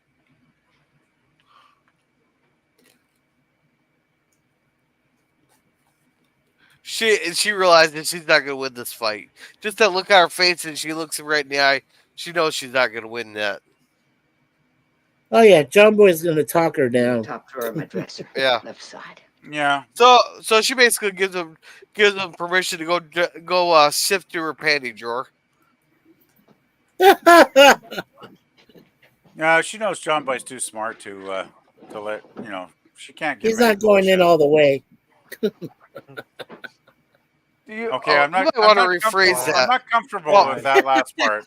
Yeah, it's up there. It's just like talking about grandma's panty drawer and going in all the way. I'm very uncomfortable with that last part, guys. Like seriously. Hey, you're uncomfortable with that after half the shit we've said on these reviews. That's the part that got you uncovered. Didn't we have Mikey just like 3 weeks ago talk about all kinds of different dildos? Oh God. I'm just saying, whatever. Yeah, but anyhow, Grandpa takes the story. And Grandpa here, it's confirmed he does swallow the pill. Then John Boy leaves. Blah blah blah. The first Make sure he doesn't choke on the pill. Okay, now guys, let me tell you about this scene here at the table. Now, you see that they're all kind of trying to eat, but you look over at Olivia, Michael Lernon's character, and she's just drinking coffee. The reason she's doing that is that Judy Norton said when she would do that, she did it so that she wouldn't have to eat the fake food that was on the table. So if you ever see her with coffee in her hand and drinking it, she's not going anywhere near that food. She's going to be drinking the coffee. Now the thing is, what I've read, Mikey, is the food was actually very good. The kitchen staff actually would prepare actual real food. The problem was they didn't want to eat too much of it because sometimes they'd have a dinner scene like this where they'd have to film it and reshoot it and reshoot it and reshoot it like half a dozen times. And they could be eating literally for hours. And if they actually ate too much per take, they'd be totally stuffed and bloated and uncomfortable. Yeah, bloated and fat, right. So that's why Olivia's drinking coffee. Yeah, they tried just to eat as little as possible per take, right? Just in case if they had to do additional scenes, right? Yeah, or added dialogue or something. Right? Anything added, like any extra take. If they had to, eat more food, it must have been torture after a while, even though the food, it seems to be, like excellent food, because I've heard that they did cook it on set, like just off, in the next room or whatever, right? So they obviously had some good cooks preparing the food for the actors. The dinner scenes and lunch, right, to make it legitimate, right? Exactly. Yeah. I always, every time I watch the damn Waltons, it makes me hungry. I'm thinking, shit, I need someone like Olivia to cook my supper for me. Come on, Olivia. That's okay. I already have Suzanne to cook for me. Yeah. So we got John Boy here. They're talking about apparently they paid a Russian record instead of a French record here. Blah blah blah. They're like, "Oh, what's so funny about that?" And everybody's just miserable. And then John Boy's like, Grandma here, she is convinced that Grandpa's gonna be able to go to that lecture there on Friday. Yeah. He's as strong as an ox. His body just had a shock, that's all. A shock? Your hubby just had a big heart attack. And see, that's another thing I was talking about. Now, notice how they panned in our person there? They did that slow music after they made a point that he's strong as strong there. He has shock as strong as ox that starts playing this music here. They don't do this nowadays. Because they don't believe in emotion anymore, perhaps? They don't think the audience... Well, they overact and spew out all this emotion. Like here, you can tell everybody's sad and all that, but they're not like... Everybody's just going, oh, Grandma! No, everybody's sad and just keep on pushing through.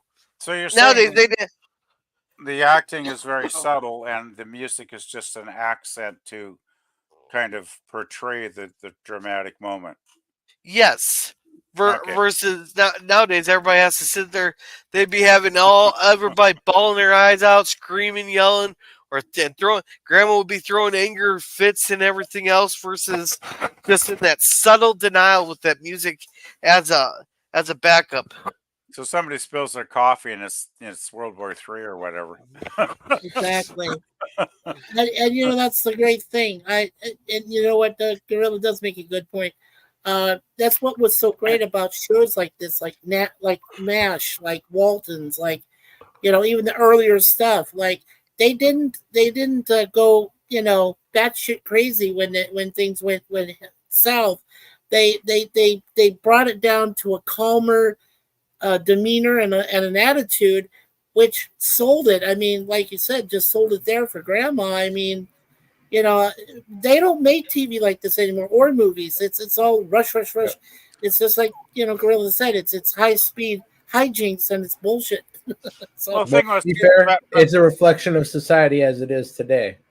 Exactly. I've seen young people, maybe 21-ish, lose their goddamn mind because their cell phone charge went below 30%. You would think someone shot them and robbed them. Mm-hmm. Well, they're used to that.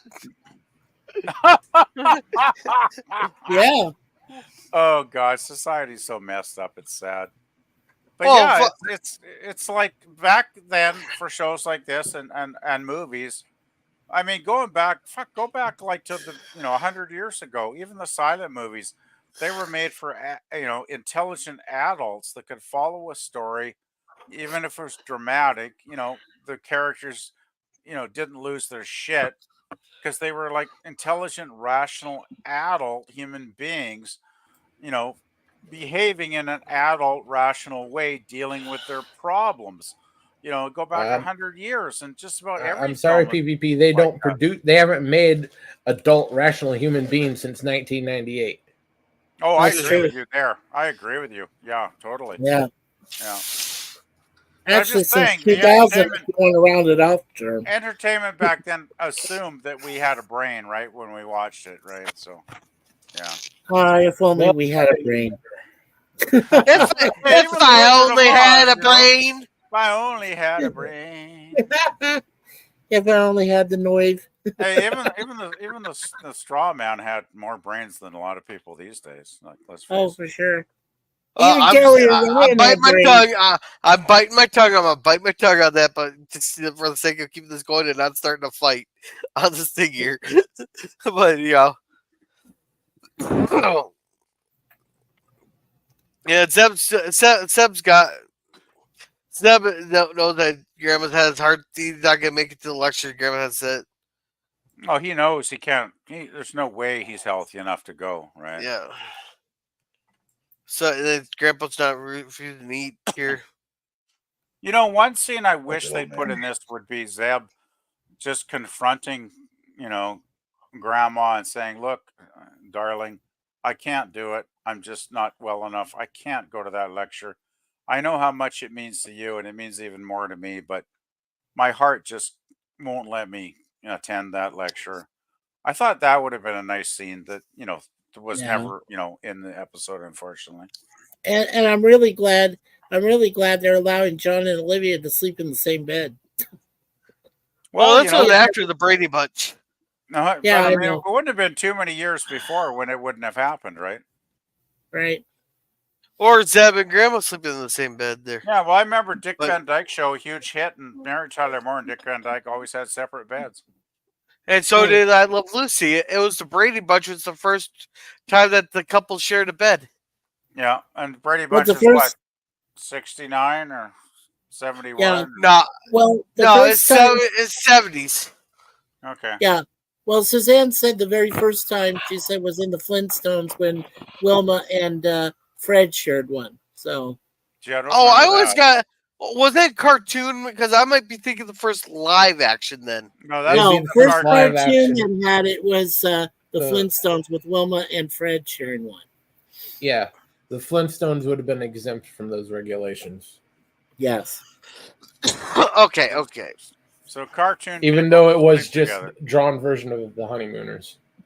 Yeah, that's exactly what it was. Yeah, I always made me laugh that most people don't get that the Flintstones is basically the honeymooners in prehistoric Yeah. times. Okay. Hey, PvP, you want to read? Or no, Mikey, you want to read this one? Yeah, sure. Lemon Pad says, more salt jokes. No. Who got that one? I got it. Isn't the chemical equation for salt Na? Yeah. Nah. Who got that one? Yeah. Yeah.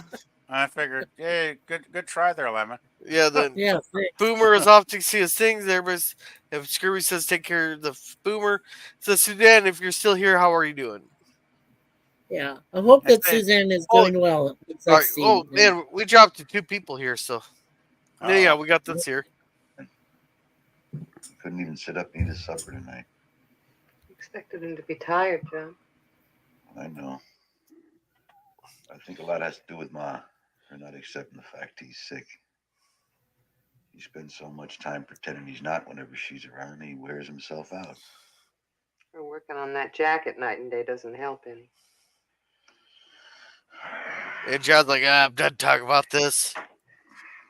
Okay, I'm turning my back to you. Yeah. John's like, fuck it, I'm talked out, I'm done for the night. Yeah, so he rolled over and she goes, here, I'll help you get your mind off Grandpa here. And she goes and gives him the old reach around. I'm joking, people. See, now you're talking about fingering. You're terrible. You're terrible. Hey, no. I didn't say anything about fingering. I was giving doing the reach around, which would be a hand job, which is totally different. Okay. Well, I suppose fingering would be a hand job too, but it's like a different kind of hand job. I'd be reaching around the other way. Oh God. She is not fingering John. We're not going there. We're not going there. No, let's not go there. Let's not go there. Oh Jesus. Oh, you guys. Hey, but at least we got you laughing, PvP. Yeah, I'm gonna get a cold. I'm stepping away to get a cold drink. So.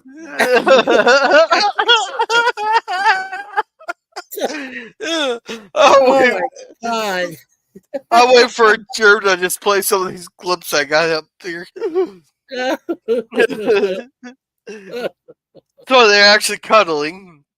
Oh, that's so cute. Then they're talking about Olivia's gonna go take some jam to Reverend Fordwick. Reverend Fordwick, some jam? Yes, if you have time to stop on the way. He's been a real comfort these past few days. So you'd notice. Comes in here with a face a mile long. He's just concerned, Grandma.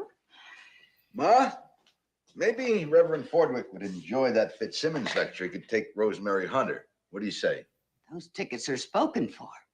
Your father's been wanting to hear that man for 10 years, and he's going to hear him. We're going to Boatright Auditorium Friday night, and that's that. Oh, she puts her foot down. Whoa! Hey, Grandma, why did you kick your son John in the bum or something while you walk by? Yeah, she'll take him right over the fucking knee right there with that. Yeah. Well, wait. Oh, hey, look. There's a coffee pot over there. She could hit him upside the head with that. I'm just saying. Damn you, son. Whack. Oh, that's too funny. Let me. Oh, now we're the next scene. Here's what I want to get. Is PvP even back yet? Guys, he would not want to miss this one here. This Hey, here. PvP, are you back? Give him a minute. Yeah. Okay. No, but this is a golden scene here, right between Olivia and Grandma here. This is like a golden scene, and this is what made the episode for me. This scene right here. Yeah. Grandma. It's like she's trying to hold on to her. Yeah. John, he knows how much his father wants to go to that lecture. The idea of him just giving those tickets away. Grandma, listen to me. And you're just as bad as he is. You went right along knowing how I'd feel. Grandma, you know that Grandpa's not going to be out of that bed by Friday. Well, she knows, but there's nothing she's gonna. But she's in denial. That's like the first stage of grief. Yeah, it is. Well, Yes. she's thinking, she's already thinking he's dead. Like basically in her mind, she's preparing herself for Zeb to suddenly have that next attack and pass away suddenly, right? Yeah. She's trying to, prepare herself for the worst outcome. It's No, like I don't what I think think. she's trying to prepare herself. I think she's trying to deny the inevitable. That it's happening. Right. Yeah. She wants to be the first one to go. She wants to be the first one to go, not Zeb. Well, I just don't think she wants to lose Zeb. I mean, well, she goes into it further in the episode. Right here. Yeah. He will. No, Grandma, no. Livy, Why don't you just stop trying to be so strong and give in to what you feel? I can't live. I can't. I've slept next to him. I've worked next to him. I've loved him for over 51 years. How in the world am I going to live with him now?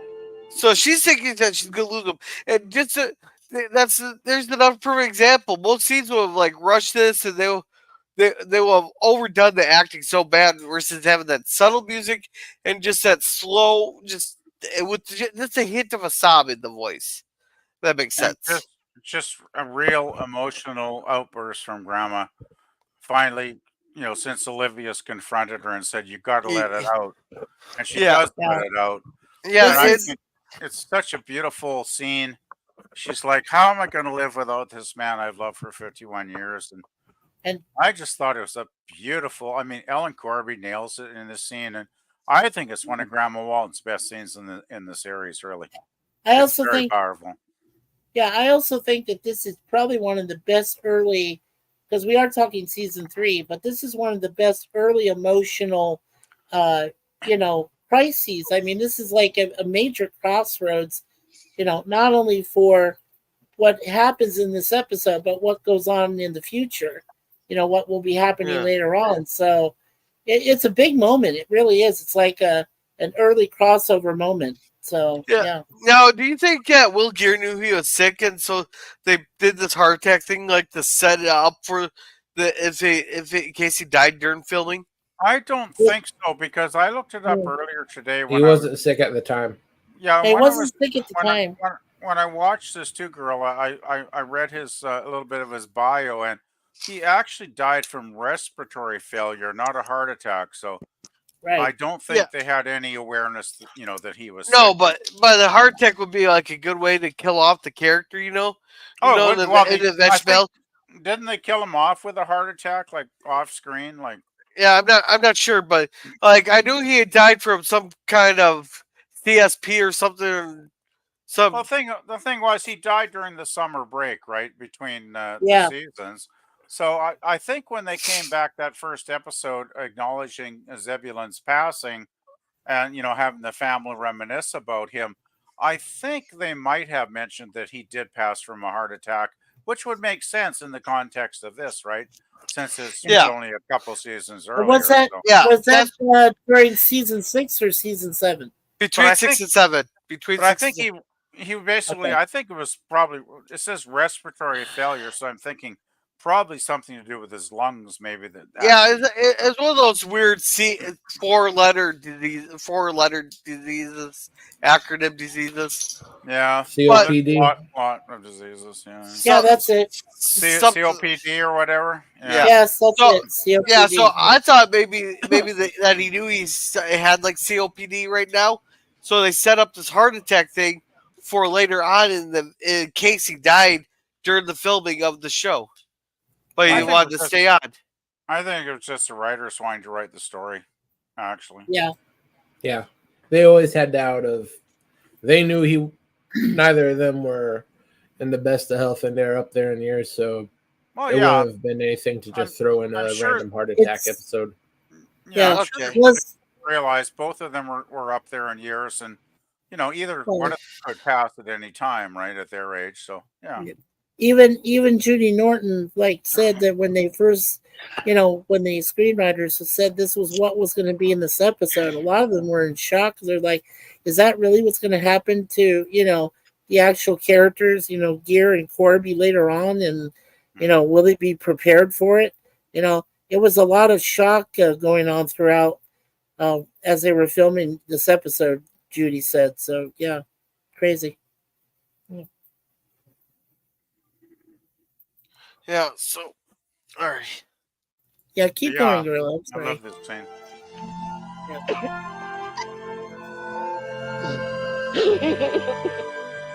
And you know what's amazing is most of the time in most episodes, Grandma denies her love for Zebulon. You know, she calls him an old fool all the time, and you know she does not want to admit quite often the depth of love she has for him. But in this episode, it's finally apparent that there is a very deep, soulful connection between the two of them.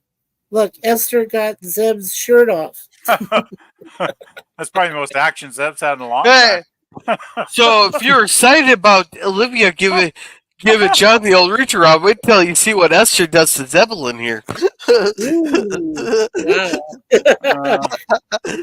Yeah, so does that she's mean giving we him need the to old. say boom chicka wow wow again there, Gorilla? Well, isn't there? Boom chicka wow wow, yeah. Let's just continue her. I think you might be onto Okay, something go ahead. there. Yeah. All right, so continue. Yeah, so Zebulon was talking about the very first time that he met Esther, you know, and how many people can say that about their girlfriends that have like a good story, about that, you know? How many people can remember that after 50 some years? After 50 years, I would have no clue. And I lemon never, pie. I never had a relationship that long, so you know. And lemon pie, I'm sure PvP will let you know later. So. Well, unless I live to be like 120 or something, and I meet someone next week, I'm probably shit out of luck, right? So yeah. I haven't heard from him for a couple days. I should message him here on X. Here, I'll message. Well, Pop didn't do Gilligan again, did he, on Wednesday? I mean, he didn't do Gilligan, did he? I don't think he did. No, I don't think he did. So didn't I remember he was back in the hospital again? Well, he posted the Gilligan stream like 2 or 3 weeks ago, and then it was just on Wednesday night counting down, but there was never nothing I noticed. Well, the problem is when we originally scheduled it, the Gilligan there, I didn't have power that week, so we couldn't do Gilligan's Island. Then the next week, their last Wednesday here, we just Pop's bet hasn't been feeling well this week. Yeah. So we haven't done anything this week. Yeah. That's why we ended up watching Twisters on Monday. Yeah, exactly. That makes sense. Yeah. Anyway, back to the bath here, the sponge bath. Oh, yeah. So Zeb's talking about how he met his grandma. She's smiling, knitting on the thing. Then her dad had to chase him off with the shotgun, and that might be just ad-libbing stuff here. And he had to pick the bird shot out of his butt. And I was like, yeah. So, you know. Yeah. I love how I just love this episode for these two. Like, we just don't get to see enough Grandma and Grandpa in some episodes. And this one, we got our full share of all sweet moments with the two of them. Yeah. And Grandpa's wanting to go up on top of the mountain, but he knows he can't. Blah blah blah. Yeah. But she's gonna get John Boy to move him to the window. Yeah. So John. Well, they all kind of start to figure out eventually that, you know, he would probably have a better chance at improving if he could be out in nature again, which is where he loves to be, right? He doesn't want to be cooped up in this bedroom for the rest of his days, right? So, yeah. Right. Yeah. Of course, John Boy isn't quite up to the task. I didn't think John Boy had much of a chance here. No, don't try to get up. Just slide your legs up. Okay. Put your arm around me. Don't worry. I can only imagine, you know, me, Richard Thomas, trying to lift Will Gear and probably going like, "Now you got to help me get up too, because you're not a spring chicken. You're not that light." Well, actually, here he can't lift him here. Then Grandpa wants him to go get his. They're talking, you know, and he gets John Boy upset, so he tells him to go get him to Charlottesville to get him a gravestone. Yeah, this gets really dark. This part of the episode, I thought. Yeah, but does. here's the thing. You think Grandpa and Grandma would have already got their tombstones just in case one, because that's like one of those you might want to get it early on, get it all paid for, so your family doesn't have to worry about it at the last minute. But Gorilla, I'm 66 and I don't have a gravestone picked out yet. So it's like sometimes people just don't want to face Something for the reality, to-do and list. we put it off, right? It's like I'll get around to it someday, and then you're dead, and then your relatives do have to pick up the cost. Which maybe I'm, part of the plan. I don't know. I hate to say yeah, I'm that. already planning on donating my body to science, and then they can pay for my burial, Wow. my You're gonna cremation. you're going to the Well, you're local already ready, aren't university. you? So you're going to go to the local university, and they're going to dissect you like, as a gorilla. Hey, I would be a cheap cadaver because they wouldn't have to put any. I have enough salt in me that they wouldn't have to put any preservatives in me. Oh, there you go. Oh That's my good. god. No, I'm just gonna. I decided I'm gonna be cremated.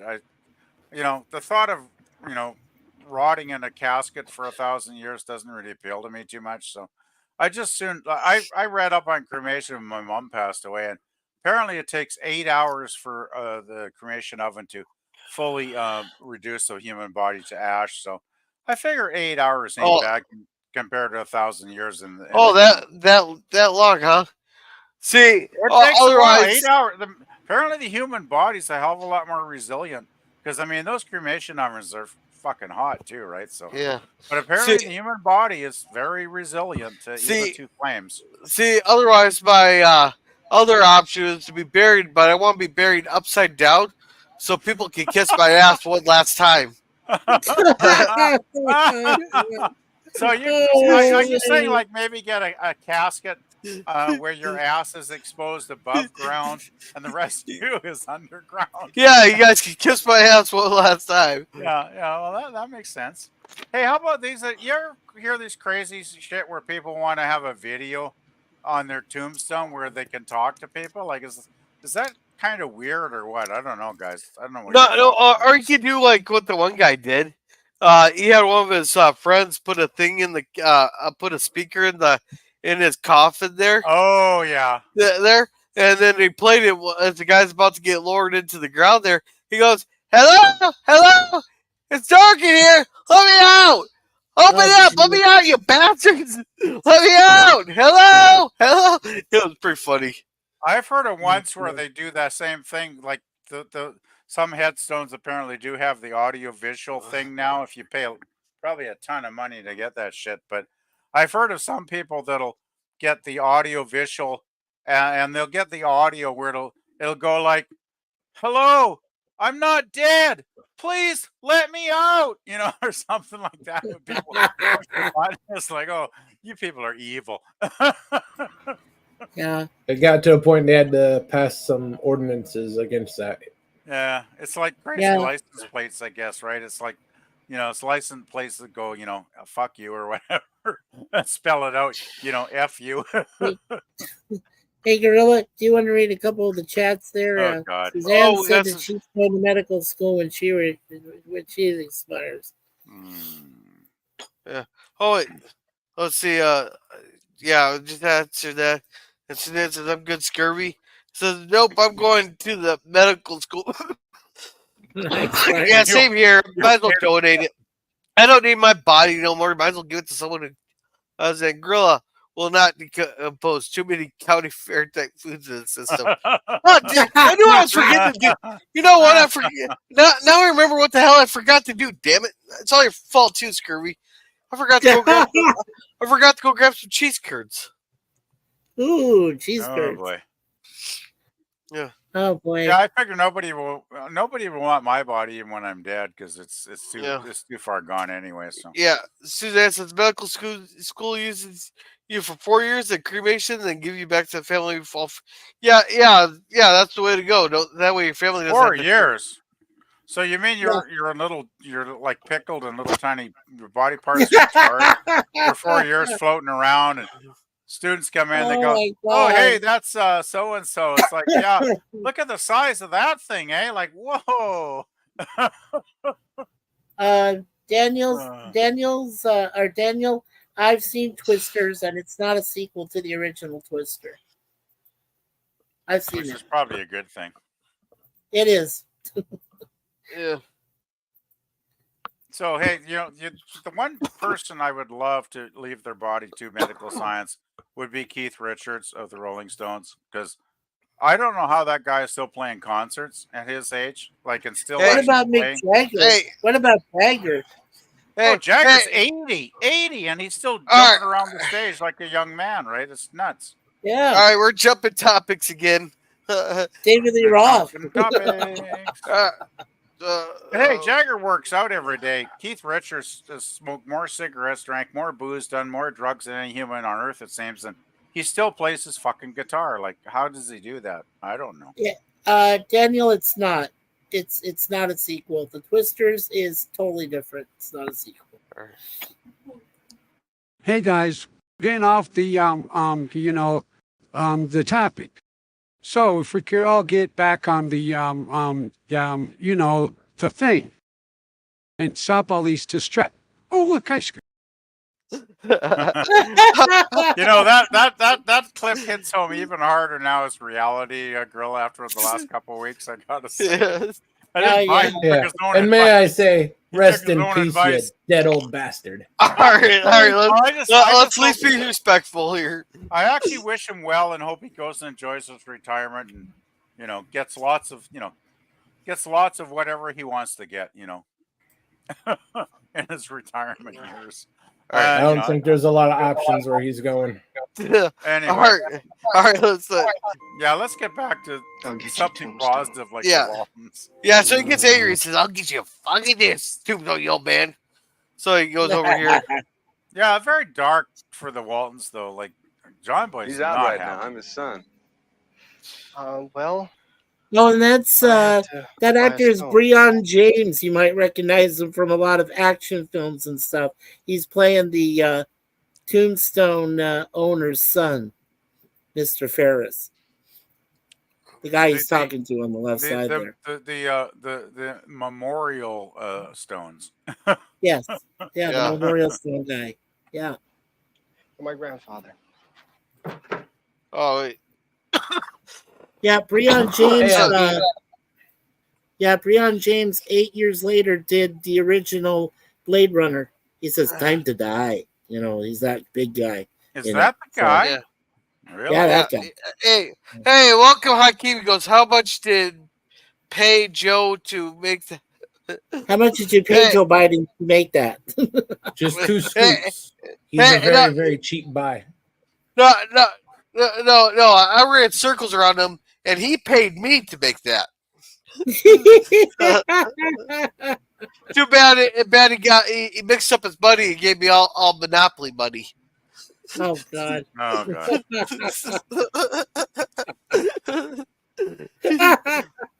Yeah. Kind of PvP. The torso is open up for the respiratory lab and cadaver labs. Everything's pickled, as you say. Yeah. I don't know. Yeah. Well, I don't know why I'm so squeamish. I mean, once you're fucking dead, what does it matter, right? And it's I answered that for him, Gorilla. It's not. Yeah. It's a lot of paperwork to do that there. Let's see, Hakeem, hello. You're better off.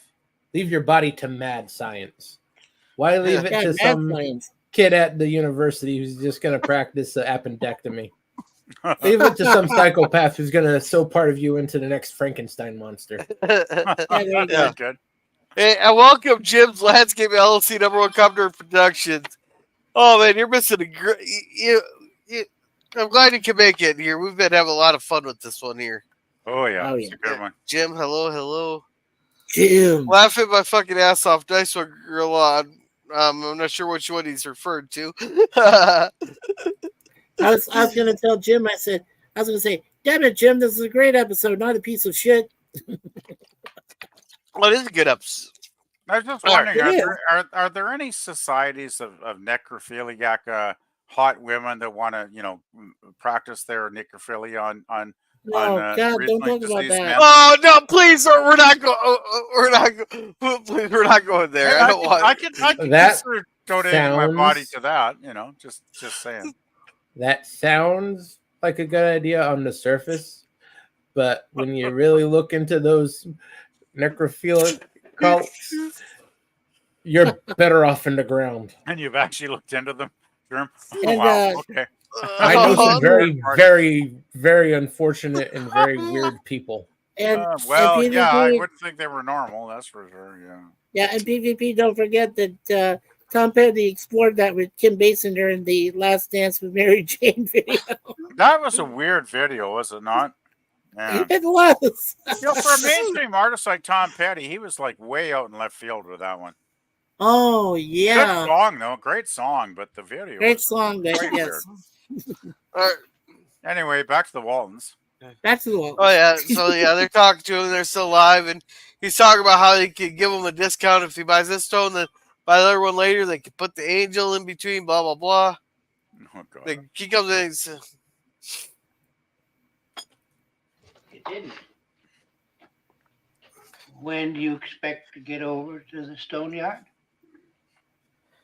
when you decide to get your ass out of bed, how about that? Over to the stone yard, Grandpa, because you asked me to. And if you want a tombstone, you're just going to have to pick out your own when you get better.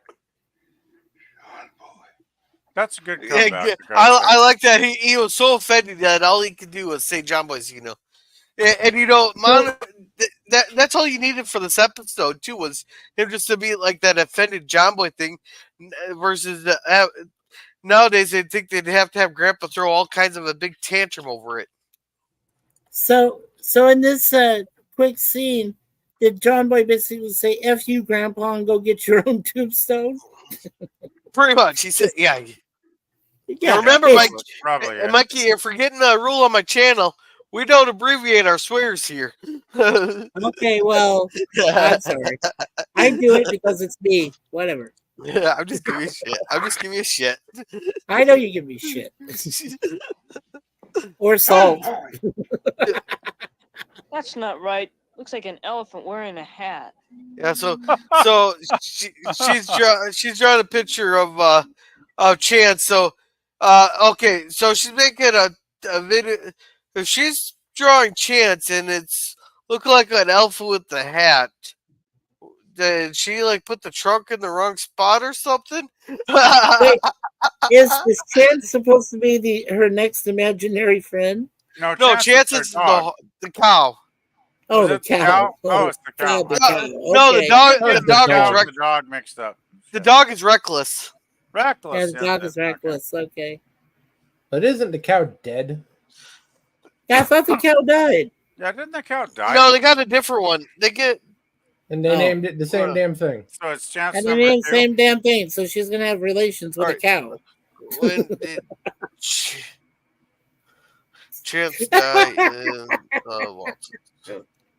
Oh my god. Oh man. Too funny. And John okay, okay. The episode of graduation, Chance dies and they replaced it with Chance 2. Chance 2, okay. Oh boy. Oh man. Yeah. So that's Chance 2. So Chance 2. We really got Number creative 2 on those names. Yeah. Yeah. Well, how about that originality, huh, Jim?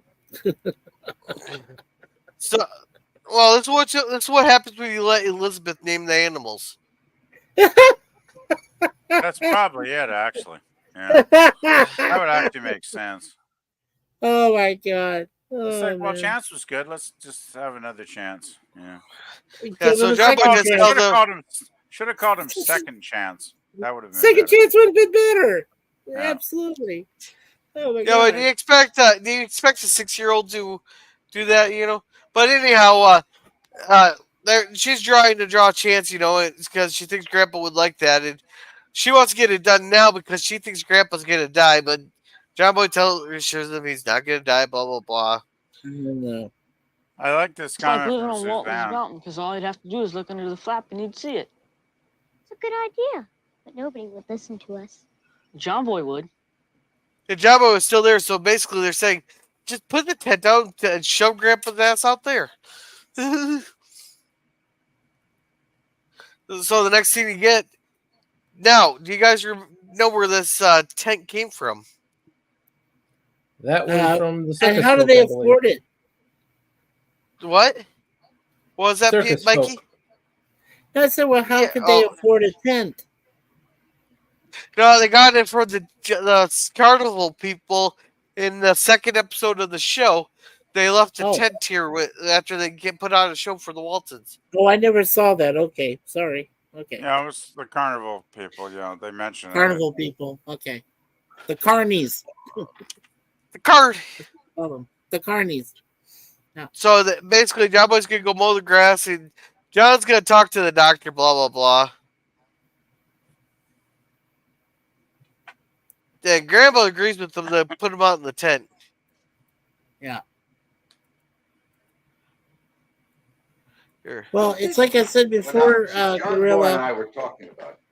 The only problem with this is that because it's January 1935, it makes no sense to put him out in a tent when the temp could be 26 degrees around that time of year. We've already established that Olivia got slacking on the calendar and forgot to change it a couple months. Oh, okay. All right. Oh, that's possible, yeah. Oh, yeah. She might have had a memory lapse. Okay. It makes sense. Yeah, it could be April or May by now, right? I would think It's so. probably June or July. Yeah. Yeah, it's more like So Olivia really needs a lesson on how to change those calendar pages. All right. Well, Zeb's not getting any better and cooped up in that room. As a matter of fact, he's getting worse. That's just what I wanted to talk to you about. Well, Zeb keeps talking about seeing the mountain, and we think it's just about time he got to see it. You know something, Ma? You are right. I think they both had the same idea. They're just now realizing it. Their John Boy's just having fun with this, and they think they come up with the original idea, when really a couple different people came up with the same idea. We thought if we could get him into that old wheelchair we got when I was sick, that we could wheel him out into the front porch and... What would you think about giving Pa a brand new bedroom? Oh, no. He's not going to any hospital. Did I say anything about a hospital?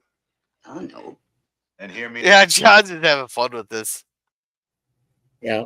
I like that smile. I see. Ralph Way here had a great smile, especially when he's just messing with people and he hung around, screwing around.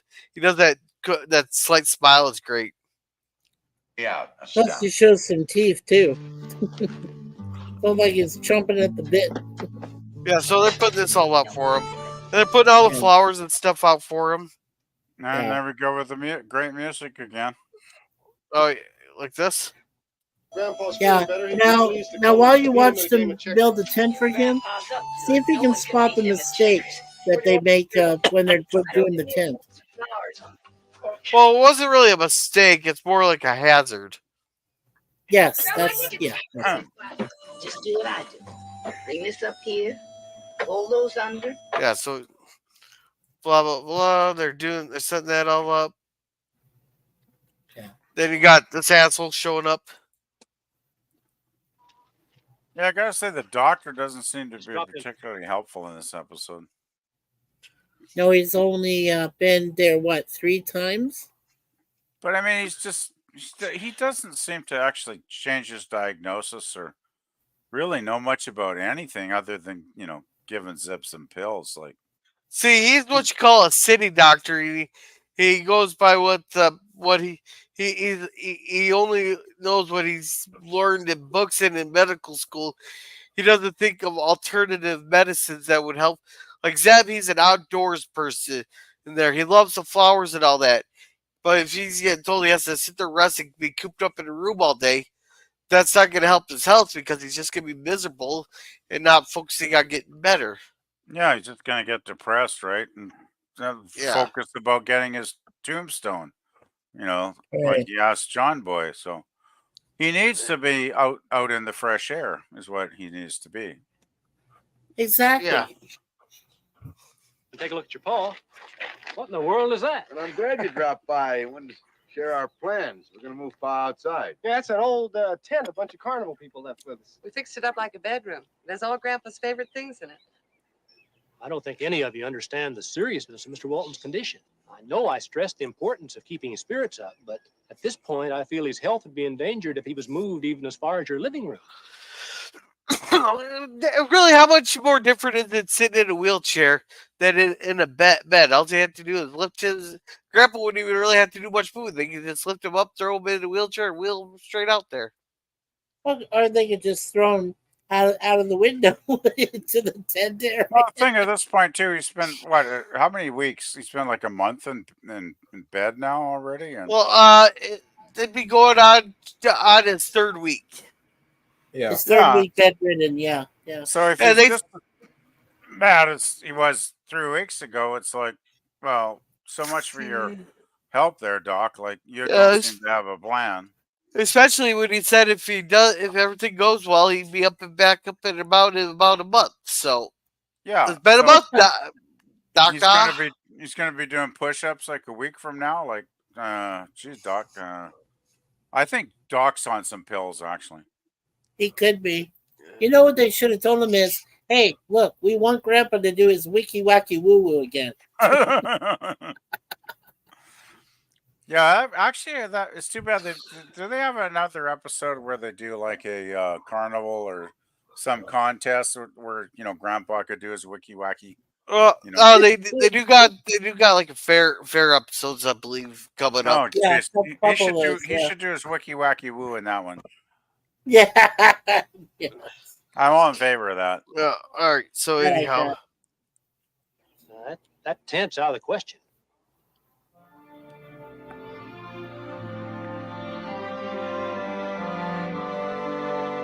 and everybody's just saying "fuck you."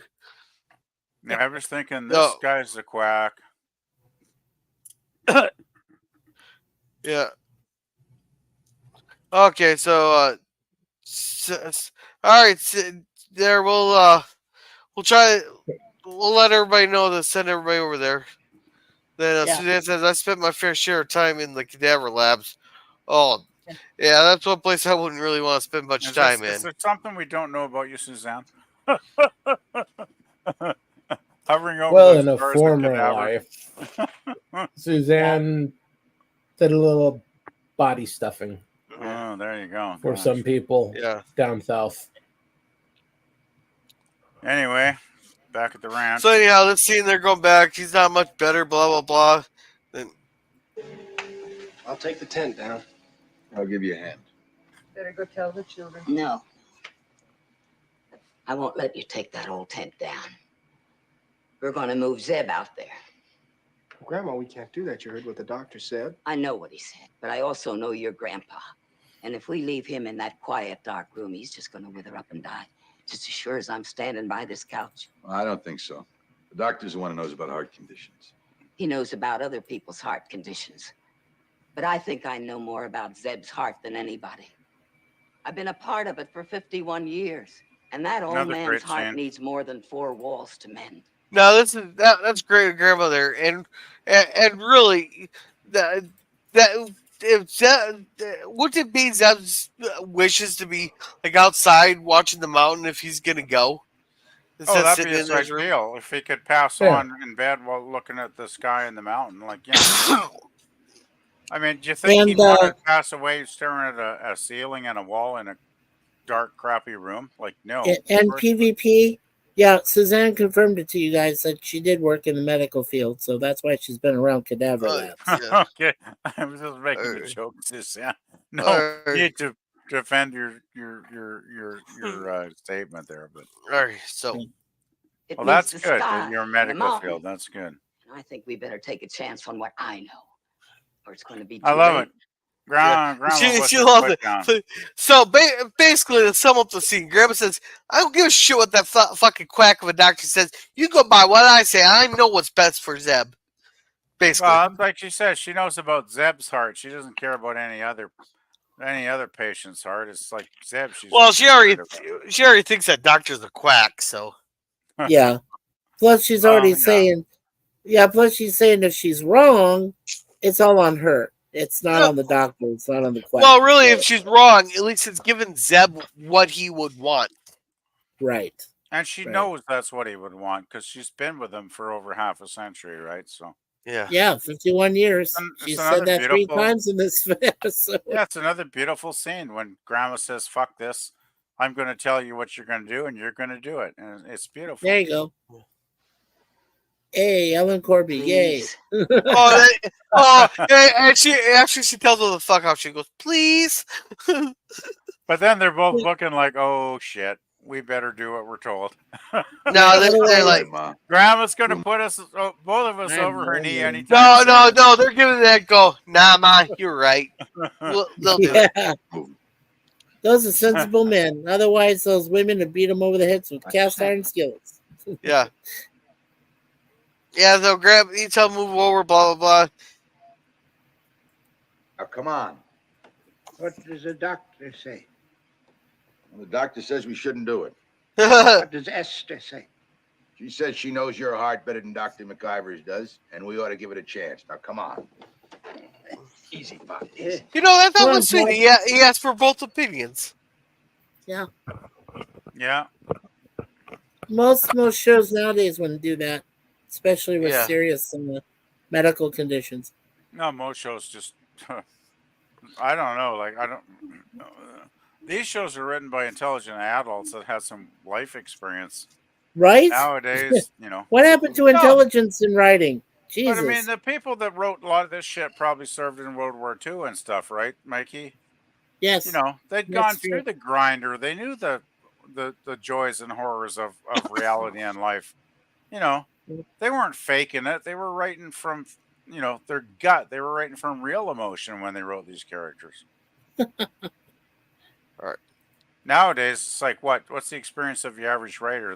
They graduated from some half-ass college with some Mickey Mouse writing course, They got their feelers hurt because someone called them a cunt. That's their experience. Oh. Yeah. Yeah, it's like real life need not apply, right? Yeah. Yeah, and then Lemon Pie wants to be the emperor, and he says, "Do what must be done, Lord Sif that." There you go. John boy, come in here. Give us a hand. Everything all right? We're gonna get Grandpa. Okay. Hurry up, John boy. Get your ass over here. We need to get Grandpa out of bed. Hurry up, you bastard. No, it's it. They're not going to show us how to get him out of the room. Yeah, I was thinking, boy, that old rickety, wicker wheelchairs. Boy, that's going to be quite something getting up all those stairs. Okay, yeah, they don't show how they get him out of there, right? They just skip to that quick. Yeah, because that's a lot of stairs to go down, but it must have been quite the ride. Yeah, but are we just going to leave the elephant in the room there where when they plopped it onto that wicker thing there that they didn't break the back off that wheelchair? Yeah, well, I was some kind of flips you wondering, would. It doesn't look like it's the most, sturdy wheelchair. It's a pretty primitive wheelchair, really. Pretty early model. Yeah, but Lemon Pie, don't blame yourself. We're having too much fun with this episode. It's not your fault, dude. Seriously. Yeah. It's just someone likes going off and talking about necrophilia. Oh. All right, so Grandma's talking about she's not doing the weeding, blah blah blah. So they're saying they brought the mountain to him. Yeah. Hey, almost there. So anyhow, Push they him have him harder. out there. They brought him to Daisy's. He's happy. And he thinks he's going in the hospice. Yeah. My grandma stays up all night with him. Oh, yeah, okay. That was what we were talking about, right, Gorilla, about the hazard being the candles? You don't put candles in the tent like that. Are you talking about? Oh, that's not a candle. That's a lantern. Not the lantern. They actually put candles in there, too, so. Did they? Yeah, they did. It's actually okay. It's an open air tent. Oh. So they're bringing them to, and they tell Grandma go eat her breakfast in the house, blah blah blah. And John will stay out here with them. Yeah, German. They said it's just a character error. It says it's quite hazardous to have candles in the tent, especially if there's someone bedridden in the tent. So that's what I say. In a regular tent, yes, that was their mistake. An open air tent like that, it's perfectly fine, since there's no floor and barely any walls for it to actually catch fire to. Right. I just thought it's weird they would say it was a character error. All right. No, not everything is always accurate, though. You know. Yeah, that's true. And Grandma's barely eating. Grandma, you just relax. Grandma's exhausted. Grandma's just tired of watching him wither away. Well, she was up all night, basically watching over him. So no wonder she's exhausted. Yeah. You know, This is another really good scene. Yeah, this is another really good scene between Olivia and Esther, her grandma. Yeah. Libby, maybe we were wrong. It was his first night, Grandma. We expected him to be tired. Libby, did you ever stay awake all night, listening? Wondering if the last breath you heard would be the last? That's a really powerful line. I think most people have experienced that. Well, I don't think Olivia's probably done that because John's still so young. No, but I mean, I think most people in real life, I'm saying, have had those moments with loved ones that are passing away, and that last breath arrives. Oh yeah, the person's sick or passing away, you know. Yeah. The most I ever got was I got accused of doing something in her dream, so I got the shit beat out of me for something that I apparently did in her dream. Okay, well, that's kind of weird, but okay, that's weird. Yeah, I have no idea how to respond to that. But Germ can back me up on this, probably. Weird. That is not weird. If it hasn't happened to you, you are extraordinarily lucky. I guess I'm extraordinarily lucky. So, Mikey, you never gotten yelled at for something you did in Suzanne's dream? No, actually, Suzanne has had dreams where she's in a mall and she's shopping, and I'm not really there. Right? I mean, I'm just no, but every couple's gone through that where the husband does something in the dream and they get smacked for something they did. No, I've been lucky. I haven't messed up with her dreams yet. Of course, when she hears my dreams, I'm just talking to myself, and she's wondering if she's getting beat up or something. I don't know. It's just weird. All right, now I'm responsible for this tangent. Yeah, you're responsible for that.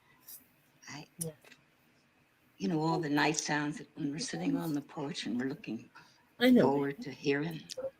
Well, I just wouldn't permit them. I only let the sound of Zeb's breathing come in. It was the longest night of my life. Wow, this is like I cannot name a show in the last 20 years that has a scene this powerful. It's very powerful. And it's, and the crazy thing is, it's powerful because it's just basically, realistic, real life drama. There's nothing crazy about it. There's there's no sci-fi. There's no time travel. There's no car chases. There's no explosions. Yeah, and two people talking. Yeah, and Grandma's monologue is so powerful they don't have to put subtle music in it. Grandma, you've got to get some rest. Yeah, exactly. No, not now. I've got to get out to the tent. Mama? Grandma?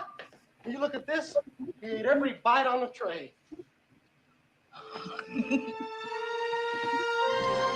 boy, go turn down the covers on Grandma's bed. Yes, ma'am. I think she's going to get some rest now. Yeah, I mean, what the hell ever happened to just basically good human drama like this? Like, man. Yeah. This is great. Top of the cake. So, anyhow, now they tell the doctor to screw off, and they brought him a cake. Yeah. They sing happy birthday this to is him. a couple weeks in the future. Yeah, they bring him the cake, you know, and he's all happy. It's a couple weeks late. Well, it's the happiest birthday he's I've ever. ever had. Oh, there was a while I didn't think I was going to make it. You're going to live to be 100, Zeb. Yeah, they're all happy. Thank God I haven't. Now Suzanne, they thank God I haven't got to that with my wife, Suzanne, yet. I'm not guilty of that. She hasn't done that to me yet, so, yeah. And Scurvy is taking the blame for all the too many salt jokes there. Girl, I'm guilty of that. I was sound asleep and punched my husband in the eye. He woke up with a shiner from my wedding rings. Nice as had nice. Ouch. So anyhow, we got Hey, this. That's why I make my girl take off the ring when she sleeps. Dave, do you make sure that there's no frying pan within reach nowadays? You can always keep a separate bed. I'm always The keeping kitchen an eye is out quite for the cast iron. Yeah, I'm always keeping an eye out for the cast iron skillet. It's not that far away. Yeah, but George is reality there. You just get those separate beds like they had Yeah, in the Suzanne said it's 1960s. on the other side of the bed. You put all the pans. You put all the pans under lock and key. Like you're ready to go. Oh man, Yeah. I'm sorry about that, Suzanne 16. So I will change this up a little bit. Like I will have had John Boy run. Like you could probably cut some scene out somewhere, you know, and they could have had John Boy run into that Fitzsimmons guy, and actually had that Fitzsimmons guy come and give Grandpa the lecture he missed. That would have been great. Yeah, You but know. that lecture happened like a month earlier, so it wouldn't be realistic, would it? Not necessarily. He could have still been in the area or something. Yeah, but if he's on a tour of giving lectures on tour, like he wouldn't stick around that small place for a month. They could have made it work, you know. Nah, I would have found it a bit far fetched. Or maybe he was backtracking to the area, or maybe he decided he put a break.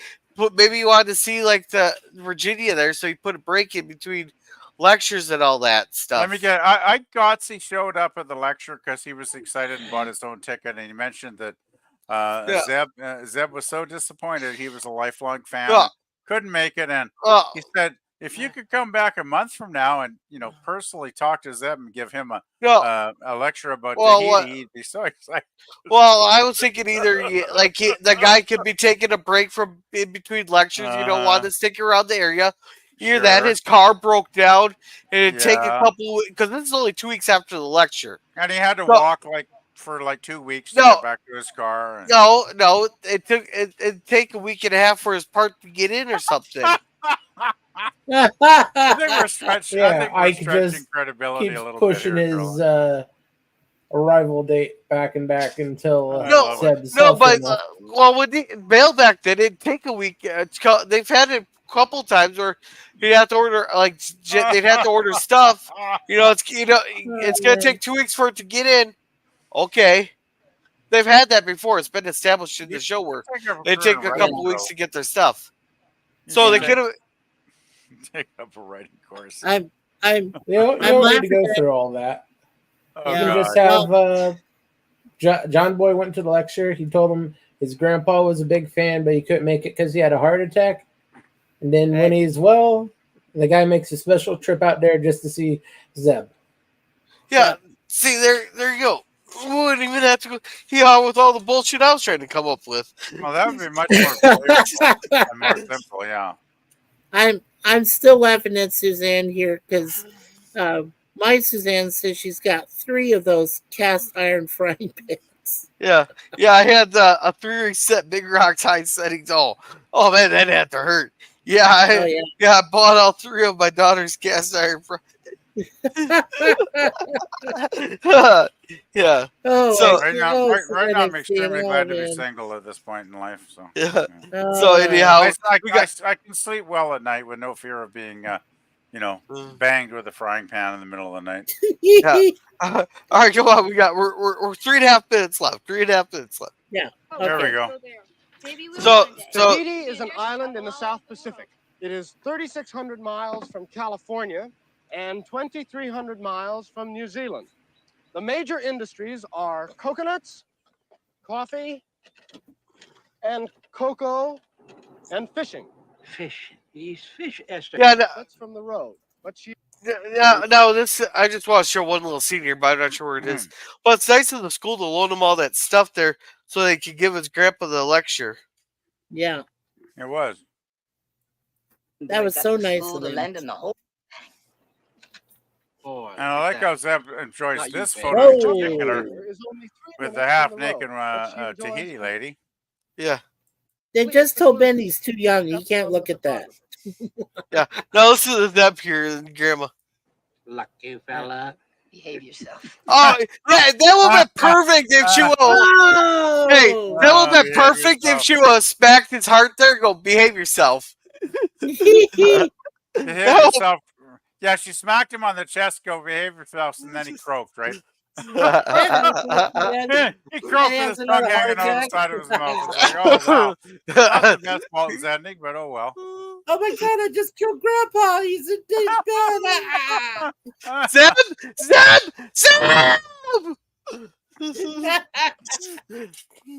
All right, that's all I wanted to show on that. You know, blah, blah, blah. They're talking about. Probably a good thing we never wrote Waltons episodes. Yeah, there'd be too many scenes with. If we'd been the Waltons writing staff, I bet half the episodes would never aired because they would have been blocked. Well, that's because you'd be insisting that we put it in the scenes with Grandpa fingering Grandma.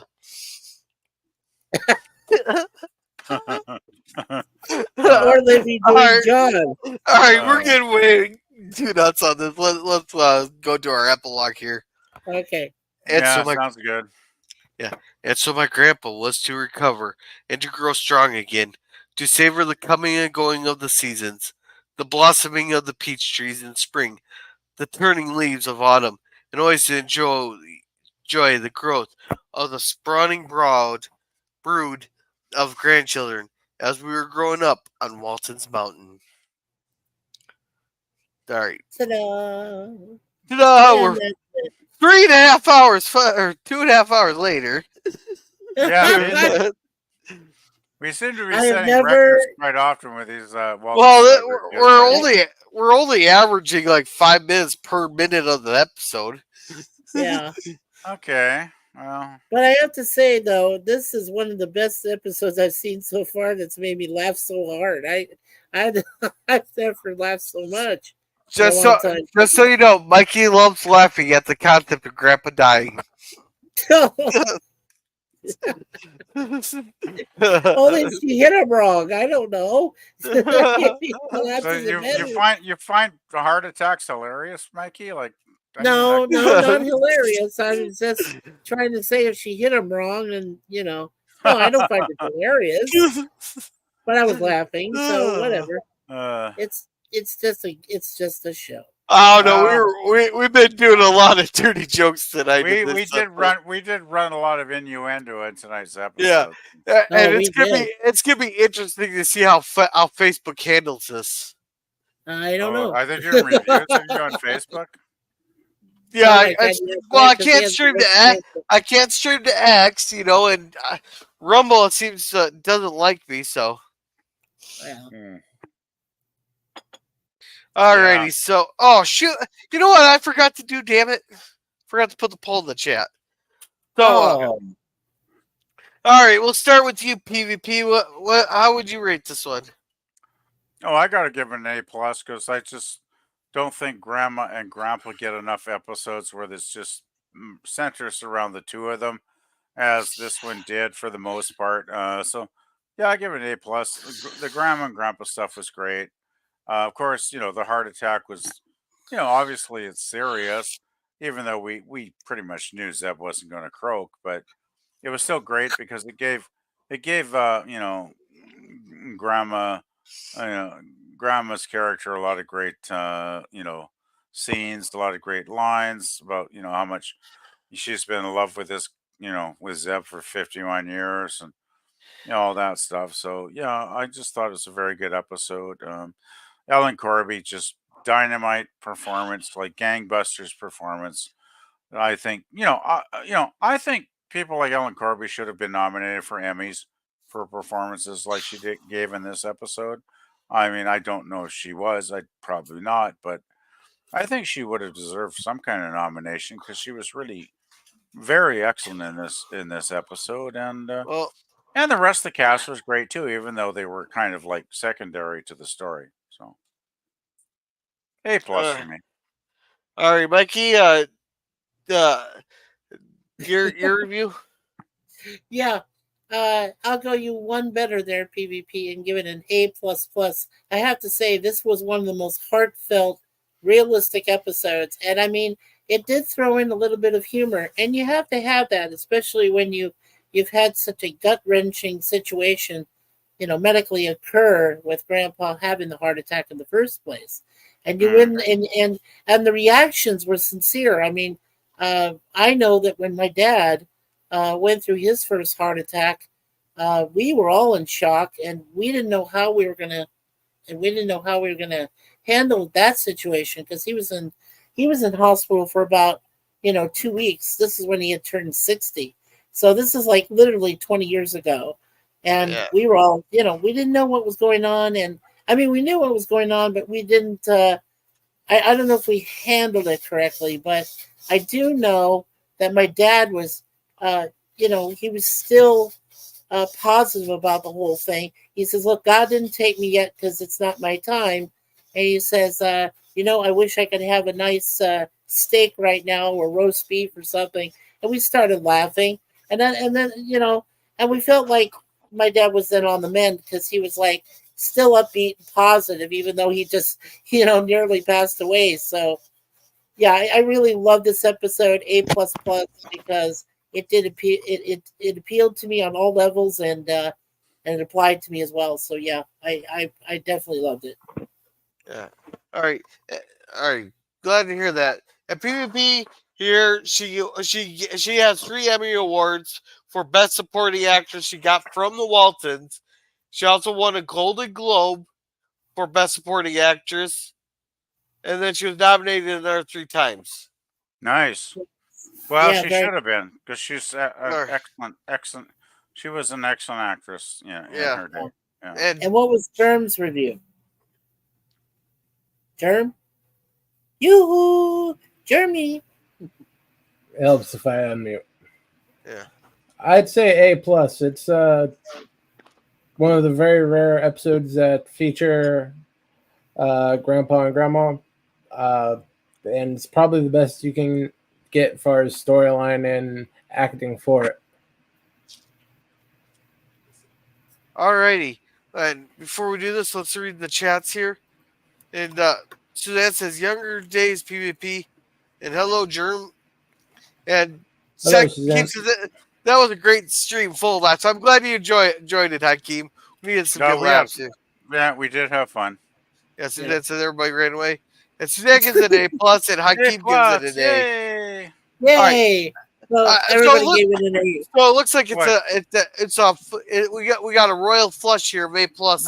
I think we got a runaway episode. Yeah. I'm giving it an A+ for one scene, and we all know the one out. I took the time. We were seriously talking. Now it's the one with Olivia and Grandma on the porch there. At first, it was going a little slow. I was like, come on, I got shit to do. Is the workday done yet? Come on, let's go. A little bit, But then that scene just blew out of the water there. And finally, when they stopped listening to the doctor, they said, fuck it, and stopped listening to the quack of a doctor. That's when Grandpa suddenly started getting better. You can feel the emotion, and maybe I'm giving it an A+ from the lack of emotion we have in nowadays, but we had that. Everybody, they didn't overblow the acting. They showed everybody sad, but not all balls crying while the overacting.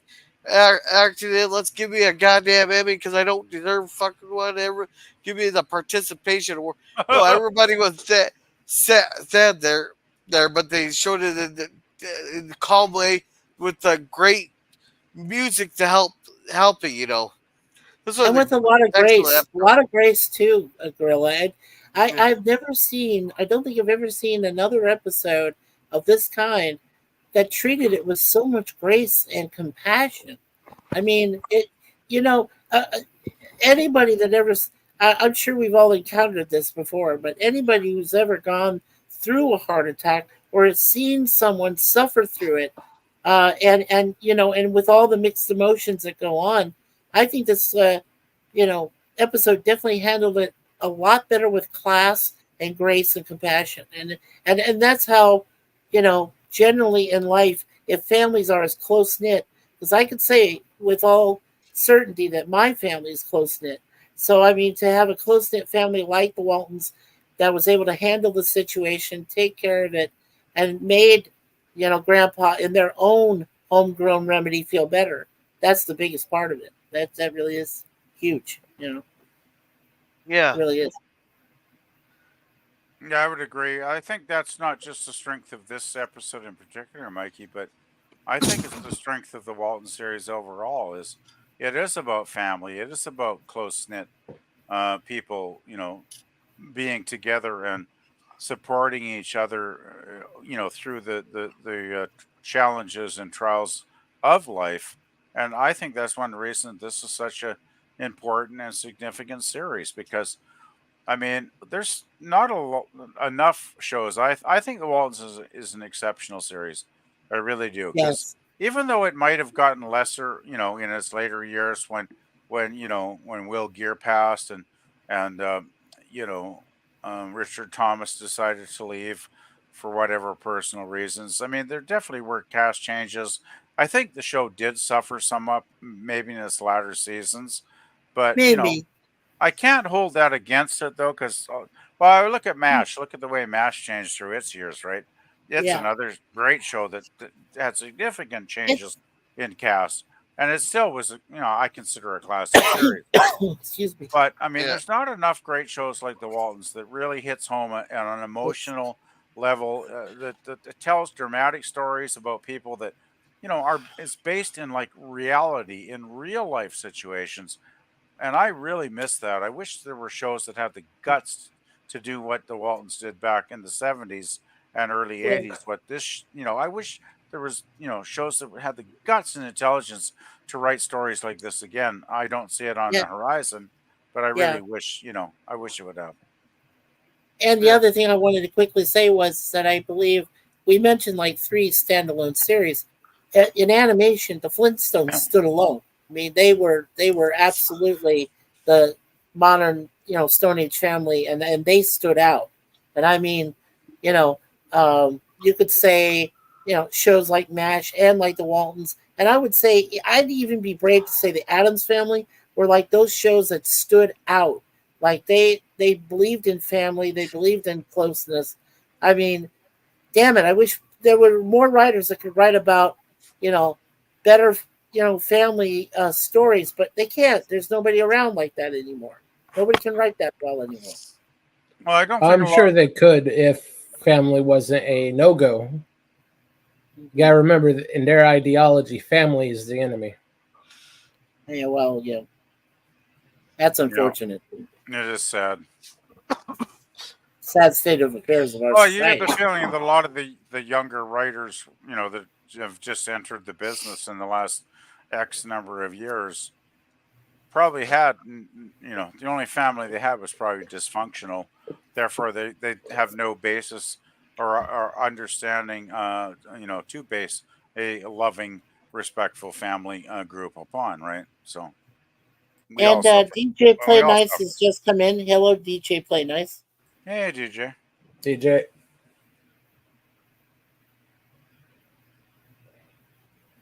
I can only imagine what Suzanne Eckstein was like back at when she was 15 years old.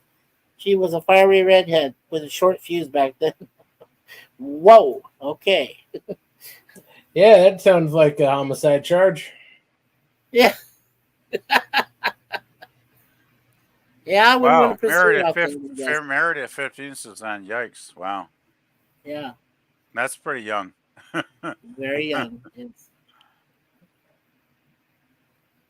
You okay, Gorilla? I just like go mute there for a minute.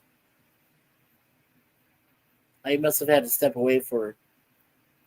Yeah. He's got his mute button on for some reason there.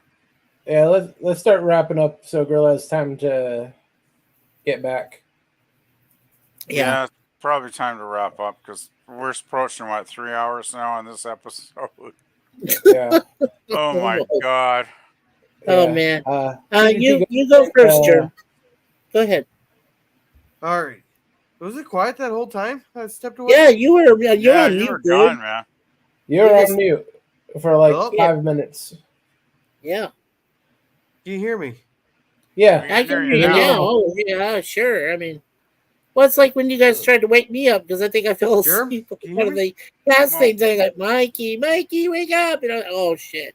We all we gave our Oh, ratings, but I don't think you gave your rating, did you, Gorilla? Yeah. Oh, wait. He can't hear us. Can you guys say something? Yes, hello. Yeah, we just said hello. I have bananas for you. Bananas. Ripe bananas. You actually got your headphones in now? Headphones. Oh. Oh God. Oh God. Can't hear us. Oh no. A great way to end the stream is by crashing and not be able to hear anything. Oh boy. Oh good Lord. Okay. So well, go ahead, Jim. Yeah. And he's gone. Yeah. Okay, I just put a link in to Sci-Fi Fifth Dan. He is doing a watch party for Transformers Prime right now. So now I after hear we wrap up here, you can go head over there. All right, now I hear you. Okay, good. All right. What's your rating? You gave it an A+ as well, Gorilla? Yeah. I know you guys all heard that monologue there. Yeah, we heard that part. But you and PvP were going on and on. I was like, I'm gonna go take a piss while you guys are talking. So I thought it.